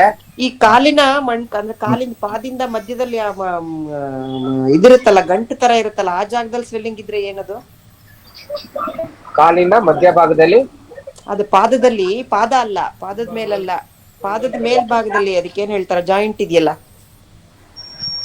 ಇದು ಕಣಕಾಲು ಅಂತ ಕರೀತಾರೆ. ಮೊಣಕಾಲು, ಆಂಕಲ್ ಆಂಕಲ್, ಆಂಕಲ್ ಹೌದು, ಆಂಕಲ್. ಅಲ್ಲೇ ಬರೋದು. K3 ಬರೋದೇ ಅಲ್ಲೇ ಬರೋದು. ಅದೇ K3 ಪಾಯಿಂಟ್ ಇದೆಯಲ್ಲ, ಆ ಜಾಗದಲ್ಲೇನೆ ಸ್ವಲ್ಪ ಸ್ವೆಲ್ಲಿಂಗ್ ಇದ್ರೆ ಏನದು? ಅದೇ ಸೇಮ್ ಮೇಡಮ್. ಇವಾಗ ನೋಡಿ, ಕಣಕಾಲ ಆಗ್ಬೋದು, ನಿಮ್ಗೆ ಫುಲ್ ಪಾದ ಆಗ್ಬೋದು, ಕಿಡ್ನಿ ಮೆರಿಡಿಯನ್ನು ಬರುತ್ತೆ, ಮತ್ತೆ ಬ್ಲಾಡರ್ ಮೆರಿಡಿಯನ್ನು ಬರುತ್ತೆ, ಸ್ಪ್ಲೀನ್ ಮೆರಿಡಿಯನ್ನು ಬರುತ್ತೆ, ಸ್ಟಮಕ್ ಮೆರಿಡಿಯನ್ನು ಬರುತ್ತೆ, ಲಿವರ್ ಮೆರಿಡಿಯನ್ನು ಬರುತ್ತೆ. ಸೊ ಎಕ್ಸ್ಪೆಷಲಿ ನಿಮ್ಗೆ ಕಾಲ್ ಕಡೆ ಊತ ನೋವು ಅಂದಾಗ ಕಿಡ್ನಿ ಮೆರಿಡಿಯನ್ ಮತ್ತೆ ಬ್ಲಾಡರ್ ಮೆರಿಡಿಯನ್ ಅಲ್ಲಿ ನೋಡ್ಬೇಕು. ಅದೇ ಆದ್ರೆ ಸ್ಪ್ಲೀನ್ ಇರುತ್ತಲ್ವಾ? ಸ್ಪ್ಲೀನ್ ಇರುತ್ತೆ. ಅದು ಡೈಜೆಷನ್ ಮೇಲೆ ಡಿಪೆಂಡ್ ಮಾಡಿ ನೋಡಿ. ಡೈಜೆಷನ್ ಏನಾದ್ರು ನೋವು ಇದ್ರೆ ಸ್ಪ್ಲೀನ್ ಮೆರಿಡಿಯನ್ ವಿಷಯ ಇದೆ. ನೀವು ಲಿವರ್ ಪ್ರೆಸ್ ಮಾಡಿದ್ರೆ K3 ಮಾಡ್ಬೇಕಾ ಸರ್ ಅದಕ್ಕೆ? K3 ಮಾಡೋಣ, ಲಿವರ್ K3 ಮಾಡಿದ್ರೆ ಬೆಟರ್. ಡೈಜೆಷನ್ ನೋವು ಇದ್ದು ಕಾಲಲ್ಲಿ ಸಮಸ್ಯೆ ಇದ್ರೆ ನೀವು ಲಿವರ್ 3 ಪ್ರೆಸ್ ಮಾಡ್ಬೋದು. ಅದೇ ಡೈಜೆಷನ್ ಪ್ರಾಬ್ಲಮ್, ಲಿವರ್ 3 ಪ್ರೆಸ್ ಮಾಡ್ಬೋದು. ಲಿವರ್ ಅಥವಾ ಯೂರಿನೇಷನ್ ಅಲ್ಲಿ ಪ್ರಾಬ್ಲಮ್ ಇದೆ, ಕಾಲು ಊತ ಇದೆ ಅಂದ್ರೆ ಶುಗರ್ ಇರೋದ್ರಿಂದ ಅರ್ಜೆನ್ಸಿ, ಯೂರಿನ್ ಅರ್ಜೆನ್ಸಿ ಇರುತ್ತೆ, ಅದಕ್ಕೆ K3 ಪ್ರೆಸ್ ಮಾಡ್ಬೋದು. ಅಥವಾ ಟೋಟಲ್ ಆಗಿ ಬಾಡಿಲಿ ಪೋಷಣೆ ಇಲ್ಲ, ಸ್ಕ್ರೀನ್ ತುಂಬಾನೇ ವೀಕ್ ಇದೆ, ತಿಂಡಿದೇನು ದೇಹಕ್ಕೆ ತಗ್ತಾ ಇಲ್ಲ ಅಂದ್ರೆ SP6 ಕೂಡ ಪ್ರೆಸ್ ಮಾಡ್ಬೋದು. ಊಟ ಏನ್ ತಗೋಬಹುದು ಸರ್? ಊಟ ನೋಡಿ ಸರ್, ಇನ್ರಿಚ್ ಫುಡ್ ಏನು, ಅದೇ ಕೋಲ್ಡ್ ಆಗಿರೋದು ಏನು ತಗೋಬಾರ್ದು. ಎಸ್ಪೆಷಲಿ ಮಟನ್ ತಿಂತಾ ಇದ್ರೆ ಮಟನ್ ನಲ್ಲಿ ಇಳಿಸ್ಲೇಬೇಕು. ಡೈಜೆಷನ್ ತುಂಬಾ ಲೋ ಇರುತ್ತೆ ಅದರಿಂದಾನೆ. ಮತ್ತೆ ಶುಗರ್ ಇದೆಯಾ ನೋಡ್ಬೇಕು.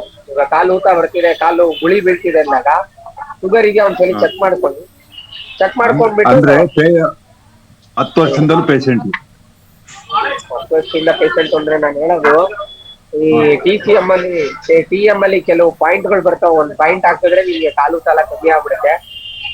ಸರ್ನ ಕೇಳಿ ಹೇಳ್ತಾರೆ. K5 ಸೆಡೇಷನ್ ಅಂತ ಬರುತ್ತೆ, ಅದು ಮಾಡ್ಬಿಟ್ರೆ ಕಾಲು K5 ಸೆಡೇಷನ್ ಅಂತ ಬರುತ್ತೆ. K5 ಸೆಡೆಕ್ಟ್ ಮಾಡಿದ್ರೆ ಸಾಕು, ಕಾಲು ಸಾಲ ಕಾಲಲ್ಲಿ ಇರೋ ನೀರಿನಂಶ ಎಲ್ಲ ತೆಗೆದ್ಬಿಡುತ್ತೆ. ಸೋಮಪ್ಪ ಸರ್ನ ಕೇಳಿ ಹೇಳ್ತಾರೆ. ಮಾತಾಡಿ ಸರ್. ನಾಗರಾಜ್ ಸರ್.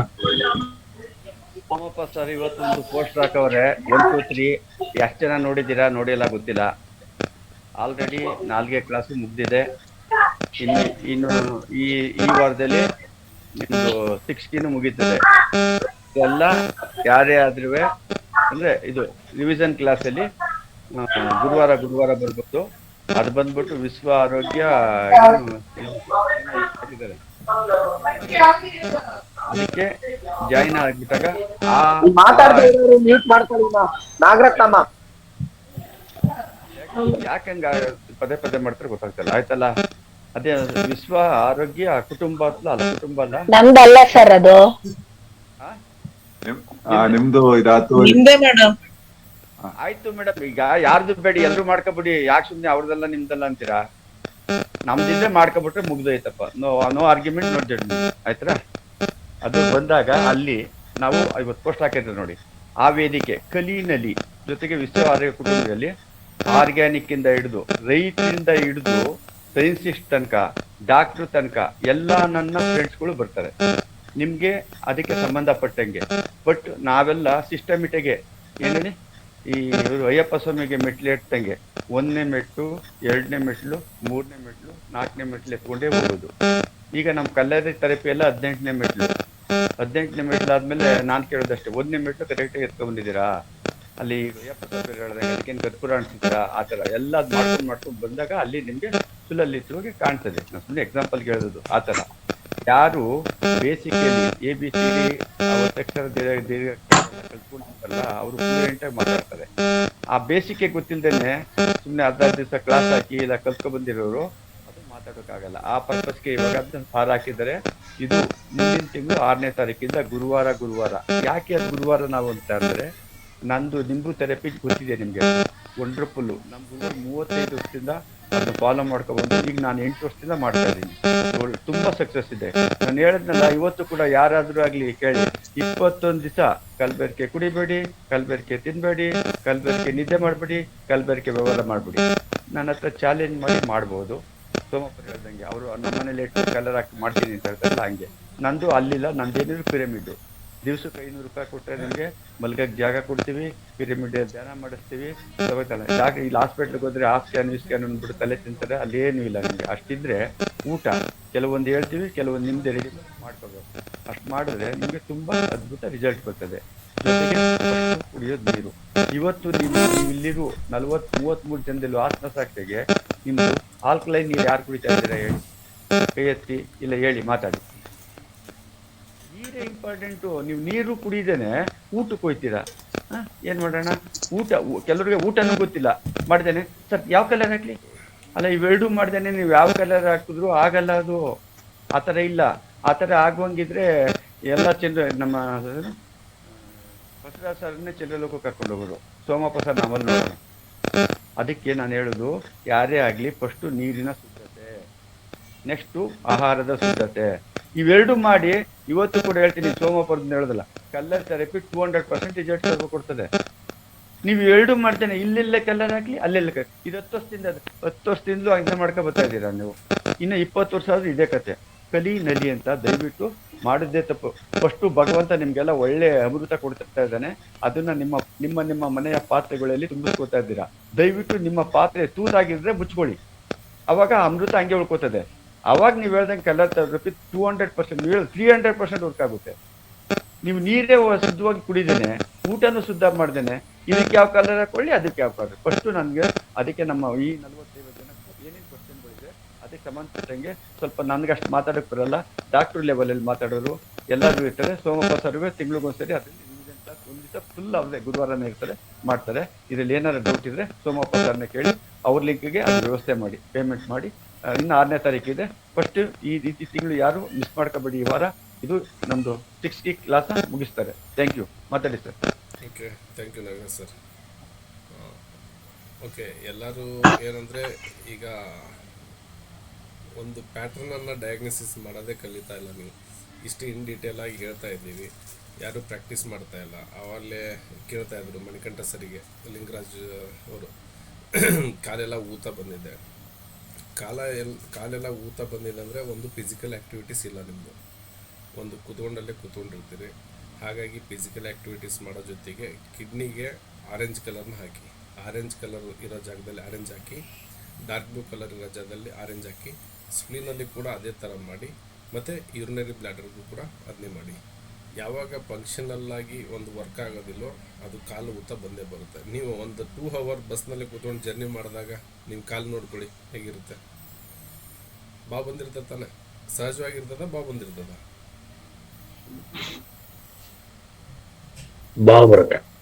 ಅದೇ ಥರ ನಾವು ಕೂಡ ಒಂದು ಬಾವು ಬಂದಿದೆ ಅಂದರೆ ನಮ್ಮ ಫಿಸಿಕಲ್ ಆ್ಯಕ್ಟಿವಿಟೀಸ್ ಕಡಿಮೆ ಆಗಿದೆ. ಆ ಫಿಸಿಕಲ್ ಆ್ಯಕ್ಟಿವಿಟೀಸನ್ನು ನಾವು ಜಾಸ್ತಿ ಮಾಡಿದಾಗ ಅಲ್ಲಿ ನಮ್ಮದು ಒಂದು ಏನು ಸೆಕೆಂಡ್ ಹಾರ್ಟ್ ಅಂತ ಏನು ಕರಿತೀವಿ, ಮೀನಗಂಡ ಅಂತ ಏನು ಕರಿತೀವಲ್ಲ, ಅದು ಜಾಸ್ತಿ ವರ್ಕ್ ಆದಾಗ ಕೆಳಗಡೆ ಇರ್ತಕ್ಕಂಥ ಬ್ಲಡ್ಡು ಮೇಲೆ ಕಳಿಸುತ್ತೆ. ಓಕೆ, ಮೇಲಿನ ಹಾರ್ಟ್ ಕೆಳಗಡೆ ಪಂಪ್ ಮಾಡಿದರೆ ಕೆಳಗಿನ ಹಾರ್ಟು ಮೇಲೆಗಡೆ ಪಂಪ್ ಮಾಡುತ್ತೆ. ಯಾರಿಗಾದರೂ ಕಾಲು ಬಾವು ಬಂದರೆ ಮಲ್ಕೊಳಬೇಕಾದ್ರೆ ಕೆಲವೊಬ್ಬರು ಎತ್ತರ ಪ್ರದೇಶದಲ್ಲಿ ಕಾಲಿಟ್ರಿ ಅಂತ ಹೇಳ್ತಾರೆ.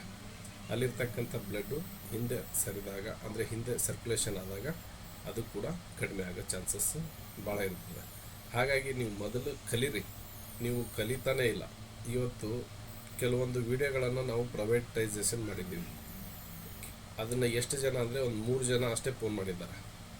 ಡೈಲಿ ನೀವು ಪ್ರಾಕ್ಟಿಕಲ್ ಮಾಡ್ತಾ ಇಲ್ಲ ಅಂತ ಇದರಲ್ಲಿ ಗೊತ್ತಾಗುತ್ತೆ. ವಿಡಿಯೋ ಕಾಣ್ತಾ ಇಲ್ಲ, ವಿಡಿಯೋ ನೋಡ್ತಾ ಇಲ್ಲ ಅಂದರೆ ನಿಮಗೇನು ಅರ್ಥ ಆಗಲ್ಲ. ನೀವು ಬುಕ್ಸ್ ಓದಿದರೂ ಕೂಡ ಅಷ್ಟೇ.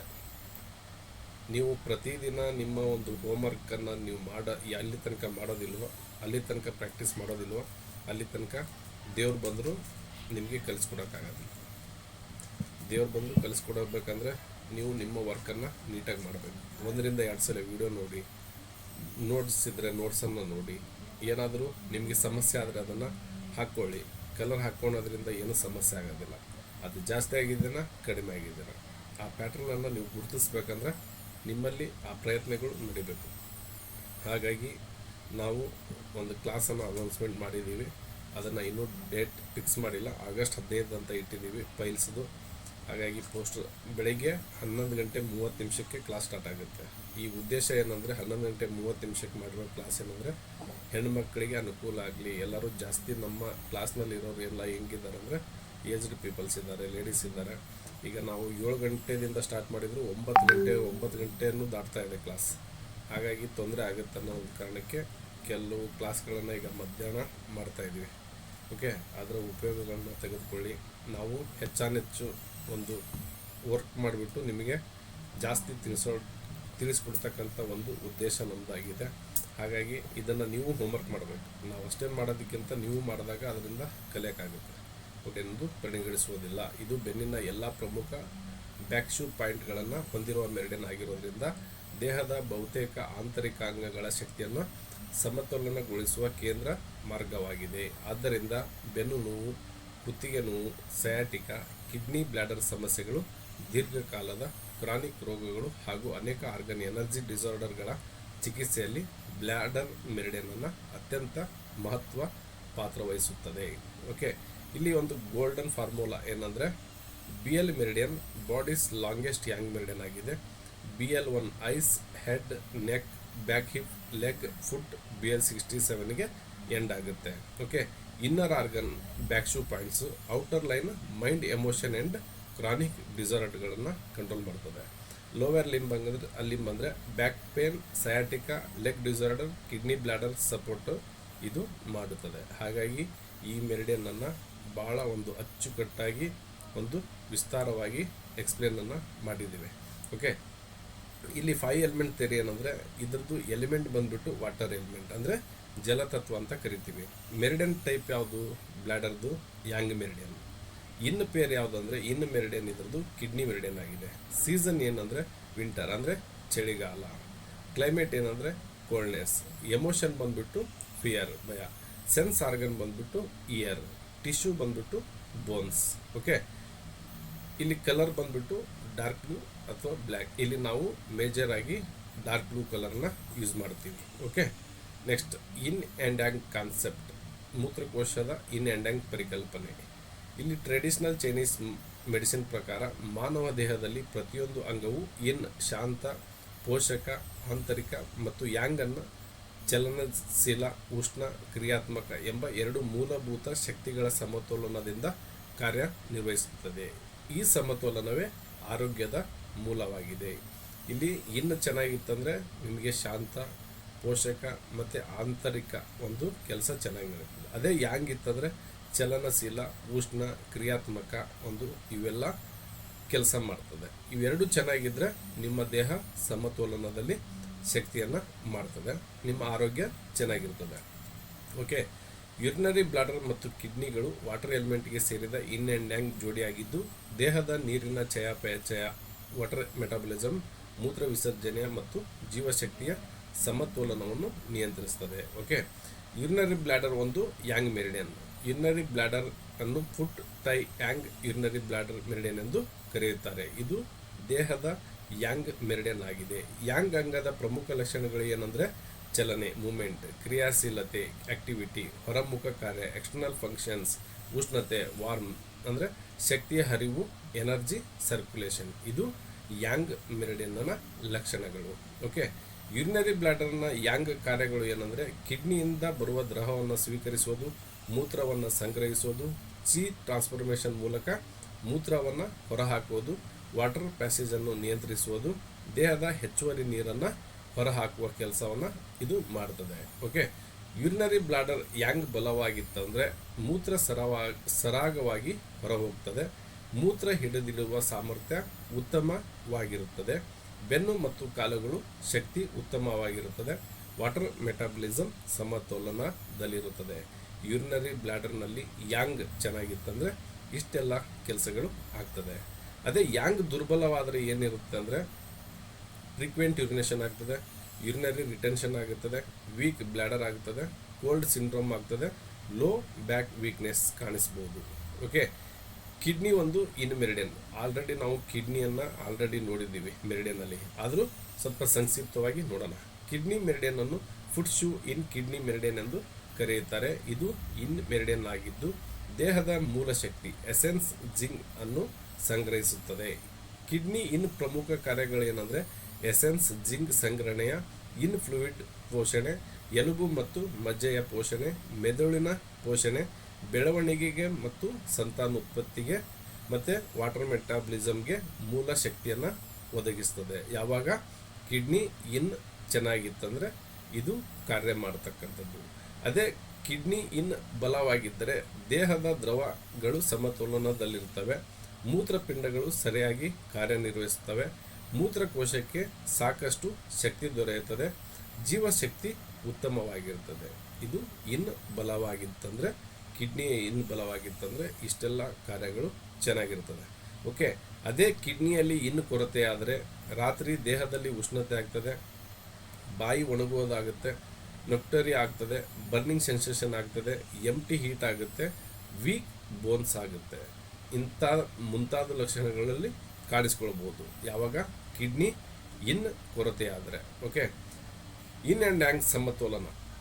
ಇಲ್ಲಿ TCM ಮತ್ತು ಮೂಲ ತತ್ವದ ಪ್ರಕಾರ ಇನ್ ಮತ್ತು ಯಾಂಗ್ ಒಂದಕ್ಕೊಂದು ಪೂರಕ ಶಕ್ತಿಗಳು, ಒಂದರ ಬಲ ಮತ್ತೊಂದರ ಸಮತೋಲನ ಮೇಲೆ ಅವಲಂಬಿತವಾಗಿರುತ್ತದೆ.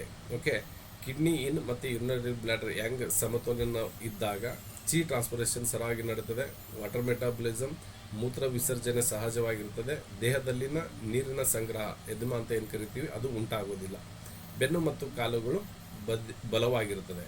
ಯಾಂಗ್ ಅಧಿಕವಾದರೆ burning urination, UTI, damp heat, dark yellow urine, irritability ಆಗ್ತದೆ. ಯಾಂಗ್ ಕೊರತೆ ಆದರೆ cold urination, frequent urination, clear urine, weak bladder, fatigue ಆಗ್ತದೆ. ಓಕೆ, ಇನ್ ಕೊರತೆ ಆದರೆ empty heat, night sweat, dry mouth, nocturia, scanty urine. Okay, yin ಅಧಿಕವಾದರೆ cold damp pattern, water retention ಆಗ್ತದೆ, edema ಆಗ್ತದೆ, ಹ್ಯಾವಿನೆಸ್ of body.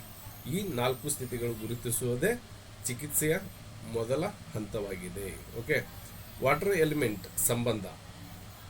Water element theory ಪ್ರಕಾರ kidney ಮತ್ತು urinary ಬ್ಲಾಡರ್ಗಳು water ಎಲಿಮೆಂಟ್ಗೆ ಸೇರಿವೆ. Water ಎಲಿಮೆಂಟ್ನ ಪ್ರಮುಖ ಕಾರ್ಯಗಳೇನೆಂದರೆ ಈಗ ಆಲ್ರೆಡಿ ನೋಡಿದ್ವಿ, ದೇಹದ ನೀರಿನ ಸಮತೋಲನ ಕಾಪಾಡೋದು, ಮೂತ್ರ ಉತ್ಪಾದನೆ ಮತ್ತು ಮೂತ್ರ ವಿಸರ್ಜನೆಯನ್ನು ನಿಯಂತ್ರಿಸುವುದು, ಜೀವಶಕ್ತಿ ಜಿಂಕ್ ಅನ್ನು ಸುರಕ್ಷಿಸುವುದು. ಓಕೆ, ಎಲುಬು, ಕಿವಿ ಮತ್ತು ಕೂದಲಿನ ಆರೋಗ್ಯವನ್ನು ಬೆಂಬಲಿಸುವುದು, ಭಯ ಅಂದರೆ ಫಿಯರ್ ಎಂಬ ಭಾವನೆಯೊಂದಿಗೆ ಸಂಬಂಧ ಹೊಂದಿರುವುದು. ವಾಟರ್ ಎಲಿಮೆಂಟ್ ದುರ್ಬಲವಾದಂದರೆ ಇವೆಲ್ಲ ಕಾಣ್ತವೆ: ಫ್ರೀಕ್ವೆಂಟ್ ಯುರಿನೇಷನ್, ಕಿಡ್ನಿ ವೀಕ್ನೆಸ್ ಮತ್ತು low back pain, knee weakness, edema, sexual weakness, bone disorder, premature ageing. Okay, premature ageing ಕಾಣಿಸ್ಬೋದು. ಓಕೆ, ವಾಟರ್ ಎಲಿಮೆಂಟ್ ಸಮತೋಲನದಲ್ಲಿದ್ದರೆ ಕಿಡ್ನಿ ಮತ್ತು ಬ್ಲಾಡರ್ ಉತ್ತಮವಾಗಿ ಕಾರ್ಯನಿರ್ವಹಿಸುತ್ತವೆ, ದೇಹದ ದ್ರವಗಳು ಸಮತೋಲನವನ್ನು ಕಾಪಾಡಲ್ಪಡುತ್ತದೆ, ಶಕ್ತಿ ಮತ್ತು ಸಹನ ಶಕ್ತಿ ಹೆಚ್ಚುತ್ತದೆ, ವಯೋಸಹಜ ಬದಲಾವಣೆಗಳು ನಿಧಾನಗೊಳ್ಳುತ್ತವೆ. ಯಾವಾಗ ಇದು ಸಮತೋಲನದಲ್ಲಿದ್ದರೆ, ಇಲ್ಲ ಅಂದರೆ ಇದರ ಒಂದು ಅಪೋಸಿಟ್ ಆಗಿ ಕಾರ್ಯನಿರ್ವಹಿಸ್ತವೆ. ಓಕೆ, ಇನ್ ಆ್ಯಂಡ್ ಯಾಂಗ್ ಎಲ್ಲ ಆಲ್ರೆಡಿ ನೋಡಿದ್ವಿ. ಬ್ಯಾಲೆನ್ಸ್ ಆಗಿರಬೇಕು ಇದ್ದಂದರೆ ಎಸೆನ್ಸ್ ಚೆನ್ನಾಗಿರ್ತದೆ, ಯಾಂಗ್ ಫಂಕ್ಷನ್ ಚೆನ್ನಾಗಿತ್ತಂದರೆ ಇನ್ ದುರ್ಬಲವಾದರೆ ಏನೆಲ್ಲ ಸಮಸ್ಯೆ ಅಂತ ನೋಡಿದ್ವಿ. ಓಕೆ, ನೆಕ್ಸ್ಟ್ ಇಲ್ಲಿ ಏನು ಒಂದು ಗೋಲ್ಡನ್ ಫಾರ್ಮುಲಾ ಅಂದರೆ kidney yin storage essence root of water, urinary bladder yang action chi transformation water passage, yin nourishment yang activities water flow bladder function normally. Water element healthy ಇದ್ದಂದರೆ healthy kidney, healthy bladder, healthy water metabolism. Okay, ಇಲ್ಲಿ kidney ಮತ್ತು bladder ಸಂಬಂಧ, relationship between kidney and urinary bladder, ಇದನ್ನು already ನಾವು ಮೇಲೆ ನೋಡಿದ್ವಿ. ಯಾವಾಗ ಇದು ಚೆನ್ನಾಗಿ ಕೆಲಸ ಮಾಡುತ್ತೆ, ಈ ರೂಟ್ ಆಫ್ ಲೈಫ್ ಅಂತ ಏನು ಕರಿತೀವಿ, ಇದನ್ನು ಆಲ್ರೆಡಿ ನಾವು ಕಿಡ್ನಿ ಮೆರಿಡಿಯನ್ನಲ್ಲಿ ನೋಡಿದ್ದೀವಿ. ಕಿಡ್ನಿ ಚಿ ಮತ್ತು ಬ್ಲಾಡರ್ ಚಿ. ಕಿಡ್ನಿ ಚಿ ಅಂದರೆ ಕಿಡ್ನಿಯ ಕಾರ್ಯಶಕ್ತಿ, ಇದು ಮೂತ್ರ ಉತ್ಪಾದನೆಯ ನೀರಿನ ನಿಯಂತ್ರಣ ಮತ್ತು ಚಿ ಟ್ರಾನ್ಸ್ಫಾರ್ಮೇಷನ್ಗೆ ಅಗತ್ಯವಾದ ಮೂಲ ಶಕ್ತಿಯನ್ನು ಒದಗಿಸ್ತದೆ. ಬ್ಲಾಡರ್ ಚಿ ಅಂದರೆ ಯೂರಿನರಿ ಬ್ಲಾಡರ್ನಲ್ಲಿ ಕಾರ್ಯಶಕ್ತಿ, ಇದು ಕಿಡ್ನಿಯಿಂದ ಬರುವ ಶಕ್ತಿಯನ್ನು ಬಳಸಿಕೊಂಡು ಮೂತ್ರವನ್ನು ಸಂಗ್ರಹಿಸೋದು, ಮೂತ್ರವನ್ನು ಸರಿಯಾದ ಸಮಯದಲ್ಲಿ ಹೊರಹಾಕ್ತದೆ. ಬ್ಲಾಡರ್ ಸಿಂಕೆಟರ್ ಅನ್ನು ನಿಯಂತ್ರಿಸ್ತದೆ. ಯುರಿನೇಷನ್ ರಿಫ್ಲೆಕ್ಸ್ ಅನ್ನು ಸಮನ್ವಯಗೊಳಿಸ್ತದೆ. ಕಿಡ್ನಿ ಚಿ ಬಲವಾಗಿತ್ತಂದರೆ ಮೂತ್ರ ಸರಾಗವಾಗಿ ಹೊರಹೋಗ್ತದೆ, ಮೂತ್ರ ಹಿಡಿಯುವ ಸಾಮರ್ಥ್ಯ ಉತ್ತಮವಾಗಿರ್ತದೆ, ನ್ಯೂಕ್ಟೇರಿಯಾ ಇರುವುದಿಲ್ಲ, ಫ್ರೀಕ್ವೆಂಟ್ ಯುರಿನೇಷನ್ ಕಡಿಮೆ ಆಗ್ತದೆ. ಓಕೆ, ಬ್ಲಾಡರ್ ಕಂಟ್ರೋಲ್ ಉತ್ತಮವಾಗಿರ್ತದೆ. ಮತ್ತು ಕಿಡ್ನಿ ಚಿ ದುರ್ಬಲವಾದರೆ ಇದನ್ನು ನೋಡಿದ್ವಲ್ಲ, ಪದೇ ಪದೇ ಮೂತ್ರಕ್ಕೆ ಹೋಗೋದು, ರಾತ್ರಿ ಹಲವಾರು ಬಾರಿ ಮೂತ್ರ ಕೇಳೋದು, ಮೂತ್ರ ಹಿಡಿಯಲು ಆಗದಿರೋದು, ಯೂರಿನರಿ ಇನ್ಕಂಟಿನೆನ್ಸ್ ಬರ್ತದೆ, ಬ್ಲಾಡರ್ ವೀಕ್ನೆಸ್ ಕೂಡ ಕಾಣಿಸ್ಕೋಬೋದು. ಕಿಡ್ನಿ ಯಾಂಗ್ ಮತ್ತು ಬ್ಲಾಡರ್ ಫಂಕ್ಷನ್. ಕಿಡ್ನಿ ಯಾಂಗ್ ಅನ್ನು ಉಷ್ಣಶಕ್ತಿ ಎಂದು ಕರೆಯಲಾಗುತ್ತದೆ. ಇದು ಚಿ ಟ್ರಾನ್ಸ್ಫಾರ್ಮೇಷನ್ ಆರಂಭಿಸುತ್ತದೆ, ಮೂತ್ರವನ್ನು ಸರಿಯಾದ ರೀತಿಯಲ್ಲಿ ಪರಿವರ್ತಿಸುತ್ತದೆ. ಬ್ಲಾಡರ್ನ ಸಂಕೋಚನ ಅಂದರೆ ಕಂಟ್ರಾಕ್ಷನ್ ಮತ್ತು ವಿಸರ್ಜನಾ ಕ್ರಿಯೆಯನ್ನು ಸಕ್ರಿಯಗೊಳಿಸ್ತದೆ. ವಾಟರ್ ಪ್ಯಾಸೇಜನ್ನು ಚುರುಕುಗೊಳಿಸ್ತದೆ. ಓಕೆ, ಕಿಡ್ನಿ ಯಾಂಗ್ ಸಮರ್ಪಕವಾಗಿದ್ದರೆ ಮೂತ್ರ ವಿಸರ್ಜನೆಯ ಸುಲಭವಾಗಿರ್ತದೆ. ಕೋಲ್ಡ್ ಸಿಂಡ್ರಮ್ ಕಾಣಿಸುವುದಿಲ್ಲ, ನೀರು ದೇಹದಲ್ಲಿ ತಂಗುವುದಿಲ್ಲ, ಅಂದರೆ ನೀರಿನ ಅಂಶ ವಾಟರ್ ಮೆಟಾಬಲಿಸಮ್ ಏನಾದ್ರು ವಾಟರ್ ರಿಟೆನ್ಷನ್ ಆಗಿ ಒಂದು ದೇಹದಲ್ಲಿ ಬಾವು ಬರ್ತದಲ್ಲ, ಅದು ಆಗೋದಿಲ್ಲ. ಓಕೆ, ಬ್ಲಾಡರ್ ಮಸ್ಕಲ್ ಉತ್ತಮವಾಗಿ ಕಾರ್ಯನಿರ್ವಹಿಸ್ತದೆ. ಓಕೆ, ಕಿಡ್ನಿ ಯಾಂಗ್ ಕೊರತೆ ಆದರೆ ಕೋಲ್ಡ್ ಯೂರಿನ್ ಆಗ್ತದೆ, ಫ್ರೀಕ್ವೆಂಟ್ ಮತ್ತು ಕ್ಲಿಯರ್ ಯೂರಿನ್ ಆಗ್ತದೆ, ಯೂರಿನರಿ ರಿಟೆನ್ಷನ್ ಆಗ್ತದೆ, ಎದೆಮಾ, ಕೋಲ್ಡ್ ಲಿಮ್ಸ್ ಮತ್ತು ಲೋ ಬ್ಯಾಕ್ ಪೇನ್ ಬರ್ತದೆ. ಓಕೆ, ಕಿಡ್ನಿ ಇನ್ ಮತ್ತು ಬಾಡಿ ಫ್ಲೂಯಿಡ್ಸ್. ಕಿಡ್ನಿ ಇನ್ ಮತ್ತು ದೇಹದ ಪೋಷಕಾಂಶಗಳು ಬಾಡಿ ಫ್ಲೂಯಿಡ್ಸ್ ಆಧಾರವಾಗಿವೆ. ಓಕೆ, ಇದು ಇನ್ ಫ್ಲೂಯಿಡ್ಸನ್ನು ಪೋಷಿಸುತ್ತದೆ, ದೇಹದ ತೇವಾಂಶವನ್ನು ಕಾಪಾಡುತ್ತದೆ, ಮೂತ್ರದ ಪ್ರಮಾಣವನ್ನು ಸಮತೋಲನದಲ್ಲಿರಿಸ್ತದೆ, ಎಕ್ಸಸ್ ಹೀಟನ್ನು ನಿಯಂತ್ರಿಸ್ತದೆ, ಬ್ಲಾಡರ್ ಮ್ಯೂಕೋಸ್ ಎನ್ನ ಆರೋಗ್ಯವನ್ನು ಕಾಪಾಡುತ್ತದೆ. ಕಿಡ್ನಿ ಇನ್ ಸಮರ್ಪಕವಾಗಿದ್ದರೆ ದೇಹದಲ್ಲಿ ಸಾಕಷ್ಟು ದ್ರವ ಇರ್ತದೆ, ಮೂತ್ರವು ಸಹಜವಾಗಿರ್ತದೆ, ಬ್ಲಾಡರ್ ಟಿಶ್ಯೂ ಆರೋಗ್ಯಕರವಾಗಿರ್ತದೆ, ಎಂಟಿ ಹೀಟ್ ಉಂಟಾಗೋದಿಲ್ಲ. ಯಾವಾಗ ಕಿಡ್ನಿಯಲ್ಲಿ ಇನ್ ಚೆನ್ನಾಗಿತ್ತಂದರೆ. ಅದೇ ಕಿಡ್ನಿಯಲ್ಲಿ ಇನ್ ಕೊರತೆ ಆದರೆ ಬರ್ನಿಂಗ್ ಯೂರಿನೇಷನ್ ಆಗ್ತದೆ, scanty urine, night sweat, dry mouth, nocturia, empty heat pattern ಕಾಣಿಸ್ಕೊಳ್ತದೆ. ಓಕೆ, ಈ ಚಿ ಟ್ರಾನ್ಸ್ಫಾರ್ಮೇಷನ್ ಅಂದರೆ ಚೀವ ಎನ್ನುವುದು ಕಿಡ್ನಿ ಬ್ಲಾಡರ್ ವ್ಯವಸ್ಥೆಯ ಅತ್ಯಂತ ಪ್ರಮುಖ ಕಾರ್ಯದಲ್ಲಿದೆ. ಈ ಪ್ರಕ್ರಿಯೆಯಲ್ಲಿ ಕಿಡ್ನಿ ರಕ್ತವನ್ನು ಶೋಧಿಸಿ ದ್ರವಗಳನ್ನು ಬೇರ್ಪಡಿಸುತ್ತದೆ. ಅಗತ್ಯವಾದ ದ್ರವಗಳು ದೇಹಕ್ಕೆ ಮರು ಹಂಚುತ್ತದೆ, ಅಂದರೆ ಮತ್ತೆ ಅದನ್ನು ಹಂಚಿಕೆ ಮಾಡುತ್ತದೆ. ಅಗತ್ಯವಿಲ್ಲದ ದ್ರವಗಳನ್ನು ಯೂರಿನರಿ ಬ್ಲಾಡರ್ಗೆ ಕಳುಹಿಸುತ್ತದೆ. ಓಕೆ, ಬ್ಲಾಡರ್ ಅವುಗಳನ್ನು ಸಂಗ್ರಹಿಸುತ್ತದೆ. ಕಿಡ್ನಿ ಯಾಂಗ್ ಶಕ್ತಿಯ ಸಹಾಯದಿಂದ ಬ್ಲಾಡರ್ ಮೂತ್ರವನ್ನು ಸರಿಯಾದ ಸಮಯದಲ್ಲಿ ಹೊರಗೆ ಹಾಕ್ತದೆ. ಓಕೆ, ಇಲ್ಲಿ ಚಿ ಟ್ರಾನ್ಸ್ಫಾರ್ಮೇಷನ್ ಸರಿಯಾಗಿತ್ತಂದರೆ ಮೂತ್ರದ ಪ್ರಮಾಣ ಸಹಜವಾಗಿರ್ತದೆ, ದೇಹದಲ್ಲಿನ ನೀರಿನ ಸಮತೋಲನ ಕಾಪಾಡಲ್ಪಡುತ್ತದೆ, ಊತ ಎದೆಮ ಉಂಟಾಗುವುದಿಲ್ಲ. ಓಕೆ, ಇಲ್ಲಿ ಸೇಮ್ ಆವಾಗಲೇ ನೋಡಿದ್ವಲ್ಲ ಅದೇ ಥರ ಇರ್ತದೆ. ಓಕೆ, ನೆಕ್ಸ್ಟ್ ಯೂರಿನೇಷನ್, ಮೂತ್ರ ವಿಸರ್ಜನೆಯ ಕಾರ್ಯವಿಧಾನ. ಒಂದು TCMನಲ್ಲಿ ದೃಷ್ಟಿಯಲ್ಲಿ ಮೂತ್ರ ವಿಸರ್ಜನೆ ಒಂದು ಸಮನ್ವಿತ ಎನರ್ಜಿ ಪ್ರೋಸೆಸ್ ಆಗಿದೆ. ಹಂತ 1 ಅಂದರೆ ಕಿಡ್ನಿ. ಇಲ್ಲಿ ರಕ್ತವನ್ನು ಶೋಧಿಸ್ತದೆ, ದ್ರವಗಳನ್ನು ಬೇರ್ಪಡಿಸ್ತದೆ, ಚಿ ಟ್ರಾನ್ಸ್ಪೋರ್ಟೇಷನನ್ನು ಪ್ರಾರಂಭಿಸ್ತದೆ. ಇದು ಕಿಡ್ನಿ ಮಾಡ್ತಕ್ಕಂಥ ಮೊದಲನೇ ಹಂತ. ಎರಡನೇದು ಯುಟೆರಿಯಸ್, ಮೂತ್ರವನ್ನು ಬ್ಲಾಡರ್ಗೆ ಸಾಗಿಸ್ತದೆ. ನೆಕ್ಸ್ಟು ಅಲ್ಲಿಂದ ಹಂತ 3 ಅಂದರೆ ಯೂರಿನರಿ ಬ್ಲಾಡರ್, ಮೂತ್ರವನ್ನು ಸಂಗ್ರಹಿಸ್ತದೆ, ಬ್ಲ್ಯಾಡರ್ ಚಿ ಮೂಲಕ ಸಂಗ್ರಹಿತ ಸ್ಥಿತಿಯನ್ನು ಕಾಪಾಡಿಕೊಳ್ತದೆ. ಹಂತ 4ರಲ್ಲಿ ಏನಾಗುತ್ತೆ ಅಂದರೆ ಕಿಡ್ನಿ ಯಾಂಗ್ ಆಕ್ಟಿವೇಶನ್ ಆಗುತ್ತೆ. ಯೂರಿನೇಷನ್ ರಿಫ್ಲೆಕ್ಸನ್ನು ಸಕ್ರಿಯಗೊಳಿಸ್ತದೆ. ಬ್ಲ್ಯಾಡರ್ ಮಸ್ಕಲ್ ಸಂಕೋಚವನ್ನು ಪ್ರಾರಂಭಿಸುತ್ತದೆ. ಹಂತ 5ರಲ್ಲಿ ಯೂರಿನೇಷನ್ ಅಂದರೆ ಸ್ಪೆಂಕಟರ್ ಅಂತ ಏನು ಹೇಳ್ತೀವಲ್ಲ, ಅದು ಹೊರಗೆ ಹಾಕೋದಕ್ಕೆ ಏನು ಒಂದು ಸಹಾಯ ಮಾಡುತ್ತದೆ, ಅದು ಸಡಿಲಗೊಳ್ಳುತ್ತದೆ. ಮೂತ್ರವು ಅರ್ತೆರೆ ಮೂಲಕ ಹೊರ ಹೋಗ್ತದೆ. ಈ ಸಂಪೂರ್ಣ ಪ್ರಕ್ರಿಯೆ ಕಿಡ್ನಿ ಚಿ ಮತ್ತು ಕಿಡ್ನಿ ಯಾಂಗ್, ಬ್ಲ್ಯಾಡರ್ ಚಿ ಹಾಗೂ ನರಮಂಡಲದ ಸಮನ್ವಯದಿಂದ ನಡೀತದೆ. ನಮ್ಮ ಒಂದು ದೇಹ ಒಂದು ಯೂರಿನೇಷನ್ ಫಾರ್ಮೇಷನ್ ಆಗಿ ಅದು ಹೇಗೆಲ್ಲ ಕಂಟ್ರೋಲ್ ಮಾಡಿ ಅದನ್ನ ಹೇಗೆ ಅದು ಲಾಸ್ಟಿಗೆ ಹಂತ 5ರಲ್ಲಿ ಯಾವ ಥರ ಹೊರ ಹಾಕುತ್ತದಂತ ಒಂದು ಫಂಕ್ಷನನ್ನು ಈಗ ತಿಳಿಸ್ಕೊಟ್ಟಿದ್ದೀವಿ. ಓಕೆ, ನೆಕ್ಸ್ಟ್ ಇಲ್ಲಿ ಗೋಲ್ಡನ್ ಫಾರ್ಮುಲಾ ಅಂದರೆ kidney chi gives energy, kidney yang activates bladder, kidney yin nourishes body fluids, bladder chi stores and release urine. ಇಲ್ಲಿ ಚಿ ಟ್ರಾನ್ಸ್ಫರ್ಮೇಷನ್ ಅಂದರೆ converts fluid into normal urination. Okay, healthy kidney, healthy bladder, normal urination, balance water metabolism. ಇಲ್ಲಿ healthy kidney ಇತ್ತಂದರೆ, healthy bladder ಇತ್ತಂದರೆ normal ಆಗಿ ಎಲ್ಲ ಸರಾಗವಾಗಿ ನಡೀತದೆ. Okay, ಇಲ್ಲಿ urinary bladder water storage plus water ಎಕ್ಸಲೇಷನ್ ಮತ್ತು chi transformation water balance. Kidney ಬಲವಾದರೆ ಬ್ಲಾಡರ್ ಸರಿಯಾಗಿ ಕಾರ್ಯನಿರ್ವಹಿಸ್ತದೆ. ಕಿಡ್ನಿ ದುರ್ಬಲವಾದರೆ ಇಲ್ಲಿ frequent urination, retention, incontinence, nocturia ಮತ್ತು ವಾಟರ್ ಮೆಟಾಬಲಿಸಮ್ ಡಿಸಾರ್ಡರ್ ಕಾಣಬಹುದು. ಓಕೆ, ಇಲ್ಲಿ ಕಿಡ್ನಿ ದುರ್ಬಲವಾದರೆ ಇಲ್ಲಿ ಎಲ್ಲ ಸಮಸ್ಯೆಗಳು ನಾವು ಕಾಣಬಹುದು. Okay, urinary bladder yin and yang deficiency. Okay, urinary bladder yin deficiency, ಮೂತ್ರಕೋಶದ ಇನ್ ಕೊರತೆ. ಇದು ಸಾಂಪ್ರದಾಯಿಕ ಮತ್ತು ಟ್ರೆಡಿಷನಲ್ ಚೈನೀಸ್ ಮೆಡಿಸಿನ್ನಲ್ಲಿ ಯೂರಿನರಿ ಬ್ಲಾಡರ್ ಇನ್ ಡಿಫಿಷಿಯನ್ಸಿ ಎಂಬುದು ಪ್ರತ್ಯೇಕ ಪ್ಯಾಟರ್ನ್ ಆಗಿ ಕಡಿಮೆ ಬಳಸಲಾಗುತ್ತದೆ. ಬಹುತೇಕ ಸಂದರ್ಭಗಳಲ್ಲಿ ಇದು ಕಿಡ್ನಿ ಇನ್ ಡಿಫಿಷಿಯನ್ಸಿ ಅಥವಾ ಎಂಟಿ ಹೀಟ್ ಅಥವಾ ಕಿಡ್ನಿ ಬ್ಲ್ಯಾಡರ್ ಇನ್ ಡಿಫಿಷಿಯನ್ಸಿಯ ಭಾಗವಾಗಿ ಪರಿಗಣಿಸಲಾಗುತ್ತದೆ. ಇಲ್ಲಿ ಯಾವಾಗ ಇನ್ ಡಿಫಿಷಿಯನ್ಸಿ ಆಗುತ್ತಲ್ಲ ಅದನ್ನು ಓನ್ಲಿ ಯೂರಿನರಿ ಬ್ಲ್ಯಾಡರ್ ಥರ ತೊಗೊಳಂಗಿಲ್ಲ, ಅದನ್ನು ಅಲ್ಲಿ ಮಾಡ್ತಕ್ಕಂಥ ಇನ್ ಕೆಲಸ ಕಿಡ್ನಿ, ಹಾಗಾಗಿ ಅದನ್ನು ಕೊರಿಲೇಟ್ ಮಾಡ್ಕೊತೀವಿ. ಓಕೆ, ಇನ್ ಕೊರತೆಯನ್ನು ಕಿಡ್ನಿ ಬ್ಲ್ಯಾಡರ್ ಎನರ್ಜಿ ಸಿಸ್ಟಮ್ ಸಮಗ್ರ ಅಸಮತೋಲನವಾಗಿ ಮೌಲ್ಯಮಾಪನ ಮಾಡಲಾಗುತ್ತದೆ. ಓಕೆ, ಇಲ್ಲಿ ಕಾರಣಗಳೇನು?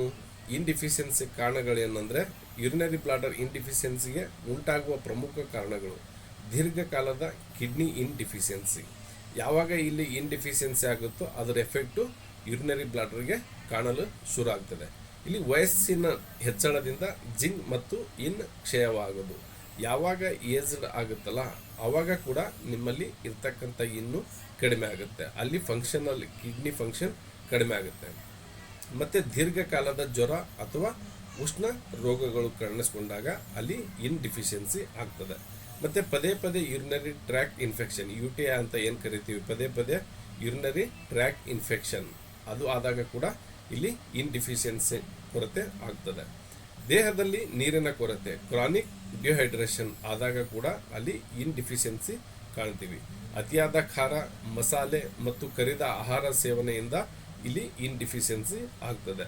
ಮತ್ತು ಸಾಕಷ್ಟು ನಿದ್ರೆಯ ಕೊರತೆ, ಯಾವಾಗ ಕಿಡ್ನಿ ಅಲ್ಲಿ ರೆಸ್ಟ್ನಲ್ಲಿರುತ್ತೋ, ನಿಮಗೆ ಸರಿಯಾಗಿ 10-10:30 ನಿದ್ದೆ ಮಾಡೋದಿಲ್ವೋ, ನೀವು ಒಂದು ನಿದ್ದೆಯನ್ನು ಲೇಟ್ ನೈಟ್ ಮಲ್ಕೊಂಡಾಗ ಅಲ್ಲಿರ್ತಕ್ಕಂಥ ಒಂದು ಇನ್ನೂ ಕೊರತೆಯ ಲಕ್ಷಣ ಆಗ್ತದೆ. ಮತ್ತು ಮಾನಸಿಕ ಒತ್ತಡ ಮತ್ತು ಆತಂಕ ಆದಾಗ ಕೂಡ ಅಲ್ಲಿ ಇನ್ ಡಿಫಿಷಿಯನ್ಸಿ ಆಗ್ತದೆ. ದೀರ್ಘಕಾಲದ ಮಧುಮೇಹ ಇತ್ತಂದರೆ, ಅತಿಯಾದ ಲೈಂಗಿಕ ಶಕ್ತಿ ವ್ಯಯ ಆದಾಗ, ದೀರ್ಘಕಾಲದ ಔಷಧಿಗಳ ಬಳಕೆ. ನೋಡಿ, ನಾವು ಪೇನ್ ಕಿಲ್ಲರ್ ತಗೊಂಡಾಗ ಯಥೇಚ್ಛವಾಗಿ ಪೇನ್ ಕಿಲ್ಲರ್ ಯೂಸ್ ಮಾಡೋದ್ರಿಂದ, ಕೆಲವೊಂದು ಸ್ಟೆರಾಯ್ಡ್ ಯೂಸ್ ಮಾಡೋದ್ರಿಂದ ಅಲ್ಲಿ ನಮ್ಮ ಕಿಡ್ನಿಗೆ ಅದು ಹೊಡೆತ ಕೊಡುತ್ತದೆ. ಹಾಗಾಗಿ ದೀರ್ಘಕಾಲದ ಔಷಧಿಗಳ ಬಳಕೆಯಿಂದನೂ ನಮ್ಮ ಕಿಡ್ನಿಯಲ್ಲಿ ಇನ್ ಡಿಫಿಷಿಯನ್ಸಿ ಆಗ್ತದೆ. ಮತ್ತು ಧೂಮಪಾನ ಮತ್ತು ಮದ್ಯಪಾನ ಮಾಡೋದ್ರಿಂದನೂ ಕೂಡ ನಮ್ಮ ದೇಹದಲ್ಲಿ ಇನ್ ಡಿಫಿಷಿಯನ್ಸಿ ಆಗುತ್ತದೆ. ಮತ್ತು ದೇಹದಲ್ಲಿ ಎಂಟಿ ಹೀಟ್ ಹೆಚ್ಚಾಗುವಾಗ, ಹೀಟ್ ಹೆಚ್ಚಿಗೆ ಆತಂದರೆ ಆಲ್ಮೋಸ್ಟ್ ಆಲ್ ಫ್ಲೂಯಿಡ್ಸು ಇನ್ನು ಡಿಫಿಷಿಯನ್ಸಿಯಾಗಿ ಕಾಣ್ತದೆ. ಓಕೆ, ಇಲ್ಲಿ ಕಿಡ್ನಿ ಎಸೆನ್ಸ್, ನಾವು ದೇಹದ ಒಂದು ಏನು ಅಕೌಂಟ್ ಬ್ಯಾಲೆನ್ಸ್ ಕಡಿಮೆ ಆದಾಗ ಅಲ್ಲಿ ಇನ್ನು ಕಡಿಮೆ ಆಗ್ತದೆ. Chronic bladder irritation. ಓಕೆ, ಬ್ಲ್ಯಾಡರ್ನಲ್ಲಿ ಯಥೇಚ್ಛವಾಗಿ ಒಂದು ಇರಿಟೇಷನ್ ಅಂತ ಒಂದು ಪದೇ ಪದೇ ಒಂದು ಕೆಲಸ ಆಗ್ತದಲ್ಲ, ಅಲ್ಲಿ ಏನಾದರೂ ಯೂರಿನೇಷನ್ ಹೊರಗಡೆ ಹೋದಾಗ ಇಲ್ಲಿ ಇನ್ ಡಿಫಿಷಿಯನ್ಸಿ ಥರ ಕಾಣ್ತದೆ. ಓಕೆ, ಇಲ್ಲಿ ಪ್ರಮುಖ ಲಕ್ಷಣಗಳು ಏನು ಬರ್ತವೆ, ಇಲ್ಲಿ ಸೈನ್ ಆಫ್ ಸಿಂಪ್ಟಮ್ಸ್ ಅಂತ ಏನು ಕರಿತೀವಿ, ಒಂದು 20ಕ್ಕಿಂತ ಹೆಚ್ಚು ಒಂದು ಸಮಸ್ಯೆಗಳನ್ನು ನಾವು ಇಲ್ಲಿ ಕೊಟ್ಟಿದ್ದೀವಿ. ಅಲ್ಲಿ ಇನ್ಡಿಫಿಷಿಯನ್ಸಿ ಆಗೋದಕ್ಕೆ ಏನೆಲ್ಲ ಕಾರಣ ಅಂದರೆ ಪದೇ ಪದೇ ಮೂತ್ರಕ್ಕೆ ಹೋಗೋದು, ರಾತ್ರಿ ಅನೇಕ ಬಾರಿ ಮೂತ್ರಕ್ಕೆ ಏಳೋದು, ಮೂತ್ರದಲ್ಲಿ ಉರಿ ಅಂದರೆ ಬರ್ನಿಂಗ್ ಯುರಿನೇಷನ್, ಸ್ವಲ್ಪ ಪ್ರಮಾಣದಲ್ಲಿ ಮೂತ್ರ ಬರೋದು ಅಂದರೆ ಡ್ರಾಪ್ಸ್ ಅಂತ ಏನು ಕರಿತೀವಿ, ಅಲ್ಲಿ ಹೀಟ್ ಆಗಿರ್ತದೆ. ನಾವು ಕೆಲವೊಬ್ಬರಿಗೆ ಕಿಡ್ನಿ ಸ್ಟೋನ್ ಆದಾಗ ಅವ್ರಿಗೆ ಯೂರಿನೇಷನ್ ಭಾಳ ಅರ್ಜೆಂಟ್ ಇರುತ್ತೆ, ಎಮರ್ಜೆನ್ಸಿ, ಇನ್ನೇನು ಹೋಗ್ಲಿಲ್ಲ ಅಂದರೆ ತಡ್ಕೊಳಕ್ಕೆ ಆಗೋದಿಲ್ಲ ಅನ್ನೋ ಒಂದು ಎಮರ್ಜೆನ್ಸಿ ಇರುತ್ತೆ, ಬಟ್ ಅವ್ರು ಹೋಗೋದು ಪ್ರಮಾಣ ಸ್ವಲ್ಪ ಇರುತ್ತೆ. ಓಕೆ, ಗಾಢ ಹಳದಿ ಮೂತ್ರ ಬಂತಂದರೆ ಅಲ್ಲಿ ಇನ್ಡಿಫಿಷಿಯನ್ಸಿ ಆಗಿರುತ್ತದೆ. ಮೂತ್ರದ ನಂತರವೂ ಪೂರ್ಣ ಖಾಲಿಯಾಗಿಲ್ಲ ಎಂಬ ಭಾವನೆ. ಓಕೆ, ಬಾಯಿ ಒಣಗುವುದು, ಗಂಟಲು ಒಣಗುವುದು, ಹೆಚ್ಚು ದಾಹ, ಸಂಜೆ ಅಥವಾ ರಾತ್ರಿ ದೇಹದಲ್ಲಿ ಉಷ್ಣತೆ ಹೆಚ್ಚಾಗುವುದು, ರಾತ್ರಿ ಬೆವರು, ನೈಟ್ ಸ್ವೆಟ್ಸ್, ಪಾದ ಮತ್ತು ಅಂಗೈಗಳಲ್ಲಿ ಉರಿ, ಸೊಂಟ ನೋವು ಅಥವಾ ದುರ್ಬಲತೆ, ಮೊಣಕಾಲು ದುರ್ಬಲವಾಗುವುದು, ಕಿವಿಯಲ್ಲಿ ಶಬ್ದ, ಟಿನಿಟಸ್ ಅಂತ ಏನು ಕರಿತೀವಿ ಅದು ಬರುತ್ತೆ, ಮತ್ತು ತಲೆ ಸುತ್ತು, ನಿದ್ರಾಹೀನತೆ, ಚಡಪಡಿಕೆ ಅಥವಾ ಆತಂಕ, ಮಲಬದ್ಧತೆ, ದೇಹದಲ್ಲಿ ಒಣತನ, ನಾಲಿಗೆ ಕೆಂಪಾಗಿರೋದು ಮತ್ತು ಕಡಿಮೆ ಲೇಪ, little or no coating, pulse thin ಮತ್ತು ರ್ಯಾಪಿಡ್. ಇವೆಲ್ಲ ಲಕ್ಷಣಗಳು ಇನ್ ಡಿಫಿಷಿಯನ್ಸಿಯ ಲಕ್ಷಣಗಳು. ಇಲ್ಲಿ ಆಹಾರವನ್ನು ಯಾವ ಥರ ತೆಗೆದುಕೊಳ್ಬೋದು ಅಂದರೆ, ನಾವು ಆಹಾರವನ್ನು ಇನ್ನನ್ನು ಪೋಷಿಸುವ, ದೇಹಕ್ಕೆ ತೇವಾಂಶ ನೀಡುವ ಮತ್ತು ಎಂಟಿ ಹಿಟ್ಟನ್ನು ಕಡಿಮೆ ಮಾಡುವ ಆಹಾರಗಳನ್ನು ಆಯ್ಕೆ ಮಾಡಬೇಕು. ಯಾವುದು ಅಂದರೆ, ಸಾಕಷ್ಟು ಬೆಚ್ಚಗಿನ ನೀರನ್ನು ಕುಡೀರಿ, ತೆಂಗಿನ ನೀರು ಮಿತವಾಗಿರಲಿ, ಬೂದು ಕುಂಬಳಕಾಯಿ ಅದನ್ನು ಜ್ಯೂಸ್ ಮಾಡ್ಕೊಂಡು ಕುಡಿಬೋದು, ಸೌತೆಕಾಯಿಯನ್ನು ತಿನ್ಬೋದು, ಸೋರೆಕಾಯಿ, ಹೀರೆಕಾಯಿ, ಬೆಂಡೆಕಾಯಿ, ಕ್ಯಾರೆಟು ಮತ್ತು ಬೀಟ್ರೋಟು, ಪಾಲಕ್ ಮತ್ತು ಇತರ ಹಸಿರು ಸೊಪ್ಪುಗಳು, ದಾಳಿಂಬೆ, ಪಿಯರ್, ಸೇಬು, ಕಲ್ಲಂಗಡಿ, ನೆಲ್ಲಿಕಾಯಿ, ಕಪ್ಪು ಎಳ್ಳು, ಬಾದಾಮಿ ನೆನೆಸಿದ್ದು, ಅಕ್ರೋಟು, ಹುರುಳಿ, ಹೆಸರುಕಾಳು, ಗಂಜಿ, ಸಜ್ಜೆ, ಓಟ್ಸ್, ಮನೆಯಲ್ಲಿ ತಯಾರಿಸಿದ ಮೊಸರು ಮಿತವಾಗಿ ದೇಹದ ಪ್ರಕೃತಿಗೆ ಅನುಗುಣವಾಗಿ ಸೇವಿಸಬೇಕು. ಯಾವಾಗ ನಿಮಗೆ ಇನ್ನು ಡಿಫಿಷಿಯನ್ಸಿ ಆಗಿರುತ್ತದ ಈ ಆಹಾರಗಳನ್ನು ನೀವು ಸೇವಿಸ್ತಾ ಬಂದ್ರಂದರೆ ನಿಮ್ಮ ಬಾಡಿಯಲ್ಲಿ ಫ್ಲೂಯಿಡ್ಸು ದೇಹದಲ್ಲಿ ಇನ್ನೂ ಜಾಸ್ತಿ ಆಗ್ತಾ ಬರ್ತದೆ. ಓಕೆ, ಮತ್ತು ಅದು ನಿಮ್ಮ ಕ್ರಮೇಣವಾಗಿ ನಿಮ್ಮ ಬಾಡಿಯಲ್ಲಿ ಸರಿಸಮಾನವಾಗಿ ನಿಂತಾಗ ಈ ಆಹಾರಗಳನ್ನು ಮತ್ತೆ ನೀವು ಸ್ವಲ್ಪ ಪ್ರಮಾಣದಲ್ಲಿ ಕಡಿಮೆ ಮಾಡಬೇಕು. ಇಲ್ಲಿ ಯಥೇಚ್ಛವಾಗಿ ತೊಗೊತಿರಲ್ಲ ಆವಾಗ ಸ್ವಲ್ಪ ಕಡಿಮೆ ಮಾಡಬೇಕು. ನೆಕ್ಸ್ಟು ಯಾವುದೆಲ್ಲ ತಗೋಬೇಕಂತ ಗೊತ್ತಾಯ್ತು. ಈಗ ಯಾವ ಆಹಾರ ತೆಗೆದುಕೊಳ್ಬಾರ್ದು ಅಂದರೆ, ಈ ಕೆಳಗಿನ ಆಹಾರಗಳು ಎಂಟಿ ಹೀಟ್ ಹೆಚ್ಚಿಸಿ ಇನ್ನಷ್ಟು ಕಡಿಮೆ ಮಾಡಬಹುದು. ಯಾವುದು? ಅತಿಯಾದ ಮೆಣಸಿನಕಾಯಿ, ತುಂಬ ಖಾರದ ಆಹಾರ, ಎಣ್ಣೆಯಲ್ಲಿ ಕರಿದ ಪದಾರ್ಥಗಳು, ಫಾಸ್ಟ್ ಫುಡ್, ಪ್ಯಾಕೆಟ್ ಆಹಾರ, ಹೆಚ್ಚು ಕಾಫಿ, ಹೆಚ್ಚು ಟೀ, ಮದ್ಯಪಾನ, ಧೂಮಪಾನ, ಹೆಚ್ಚು ಸಕ್ಕರೆ, ತಂಪು ಪಾನೀಯಗಳು, ಕೃತಕ ಸಿಹಿ ಪದಾರ್ಥಗಳು, ಹೆಚ್ಚು ಉಪ್ಪಿನಕಾಯಿ ಆಹಾರ, ಹೆಚ್ಚು ಕೆಂಪು ಮಾಂಸ, ಹೆಚ್ಚು ಒಣ ಆಹಾರ. ಈ ಎಲ್ಲ ಒಂದು ಆಹಾರದಿಂದ ನಮ್ಮಲ್ಲಿರ್ತಕ್ಕಂಥ ದೇಹದ ಫ್ಲೂಯಿಡ್ಸ್ ಏನದಾವಲ್ಲ ಅದು ಕಡಿಮೆ ಆಗುತ್ತೆ. ಆಗ ನೀವು ಇವನ್ನೆಲ್ಲನೂ ತ್ಯಜಿಸಿದಾಗ ನಿಮ್ಮಲ್ಲಿ ಬಾಡಿಯಲ್ಲಿ ಫ್ಲೂಯಿಡ್ಸ್ ಆಗಲಿ ಸ್ವಲ್ಪ ಜಾಸ್ತಿ ಆಗುತ್ತೆ. ಓಕೆ, ಇಲ್ಲಿ ಕ್ಲಿನಿಕಲ್ ಕೇಸ್ ನಂಬರ್ 1, ರೋಗಿಗೆ ವಿವರ ಏನಿದೆ, ವಯಸ್ಸು 52 ವರ್ಷ ಇದೆ, ಮಹಿಳೆ.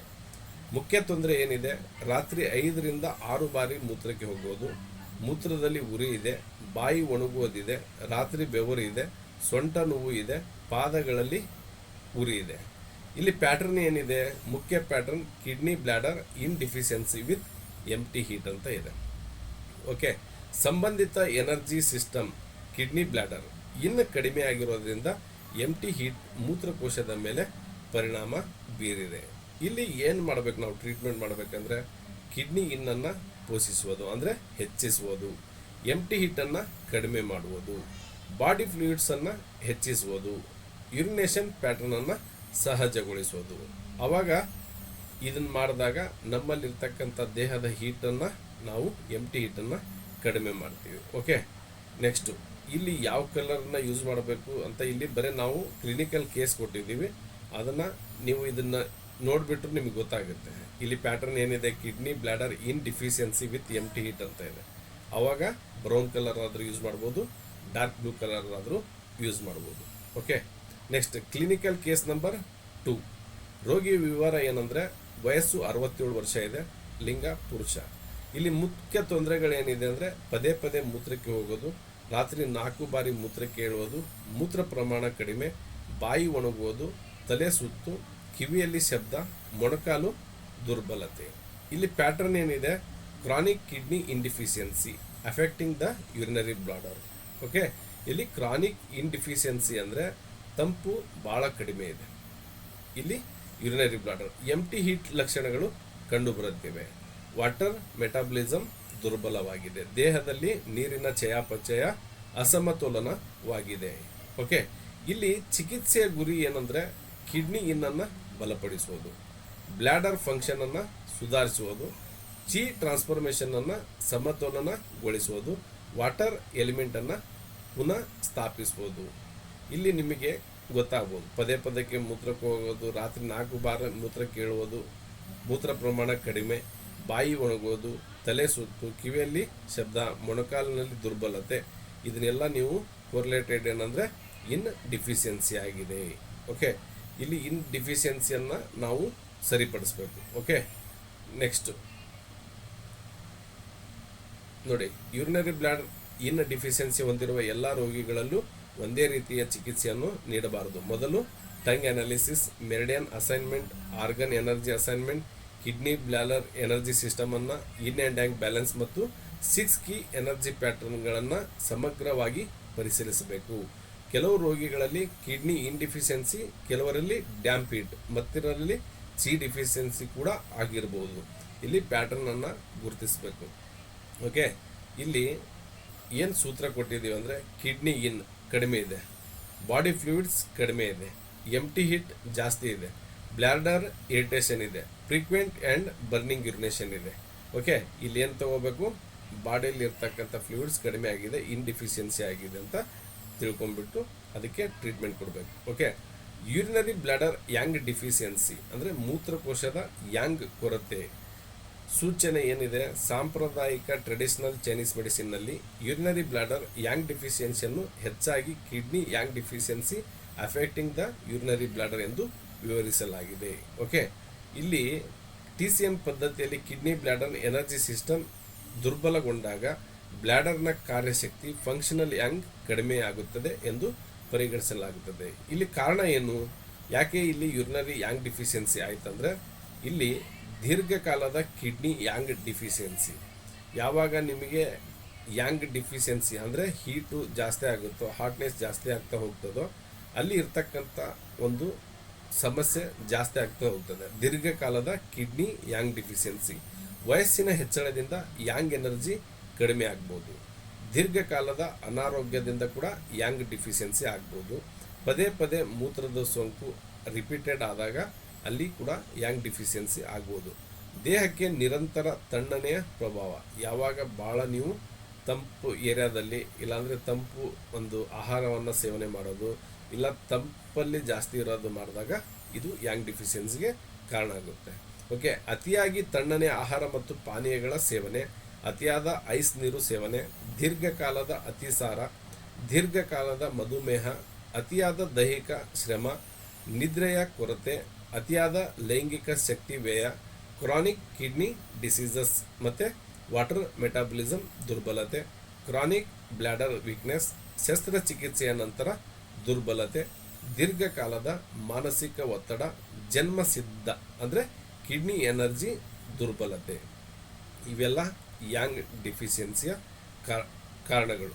ಓಕೆ, ಇಲ್ಲಿ ಸಿಂಪ್ಟಮ್ಸ್ ಯಾವ ಥರ ಬರ್ತದೆ, ಸೈನ್ ಅಂದರೆ ಸಿಂಪ್ಟಮ್ಸ್ 20 ಲಕ್ಷಣಗಳು ಯಾವ್ಯಾವ ಥರ ಇದೆ ಯೂರಿನರಿ ಬ್ಲ್ಯಾಡರ್ ಯಾಂಗ್ ಡಿಫಿಷಿಯನ್ಸಿನಲ್ಲಿ ಅಂತ ಅಂದರೆ, ಪದೇ ಪದೇ ಮೂತ್ರಕ್ಕೆ ಹೋಗೋದು, ರಾತ್ರಿ ಹಲವಾರು ಬಾರಿ ಮೂತ್ರಕ್ಕೆ ಇಳುವುದು, ಹೆಚ್ಚು ಪ್ರಮಾಣದ ಬಿಳಿ ಅಥವಾ ತಿಳಿ ಮೂತ್ರ, ಮೂತ್ರ ಹಿಡಿಯಲು ಆಗದಿರುವುದು, ಮತ್ತು ಮೂತ್ರ ಆರಂಭಿಸಲು ಸಮಯ ತೆಗೆದುಕೊಳ್ಳುವುದು. ಅಂದರೆ ಸ್ಟಾರ್ಟಿಂಗ್ ನಾವು ಯೂರಿನೇಷನ್ ಒಂದು ಸೆನ್ಸ್ ಆಗ್ತದಂದ್ರೆ ಅಲ್ಲಿ ಸ್ವಲ್ಪ ಸಮಯ ತಗೋತದೆ, ಯಾಕಂದರೆ ಅಲ್ಲಿ ಯಾಂಗ್ ಡಿಫಿಷಿಯನ್ಸಿ ಇದೆ, ಅಲ್ಲಿ ಫಂಕ್ಷನಲ್ ಮಾಡೋಕ್ಕೆ ಸಮಯನ ತೆಗೆದುಕೊಳ್ತಾ ಇದೆ. ಓಕೆ, ಮೂತ್ರದ ಹರಿವು ದುರ್ಬಲವಾಗಿರುವುದು, ಮೂತ್ರ ಸಂಪೂರ್ಣವಾಗಿ ಖಾಲಿಯಾಗದ ಅನುಭವ ಅಂದರೆ ಮೂತ್ರ ಸೋರಿಕೆ.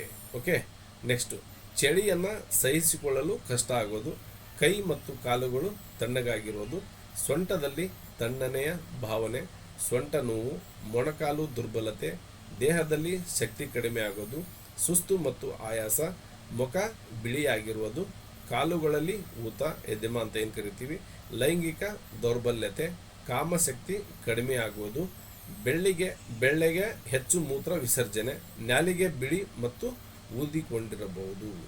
ಇಲ್ಲಿ pale swollen tongue with white coated ಇತ್ತಂದ್ರೆ ಯಾಂಗ್ ಡಿಫಿಷಿಯನ್ಸಿ ಆಗಿದೆ. ಇಲ್ಲಿ ನೀವು ತಿಳ್ಕೊಬಹುದು. ಪಲ್ಸ್ ಏನಿದೆ ಡೀಪ್, ವೀಕ್ ಆ್ಯಂಡ್ ಸ್ಲೋ.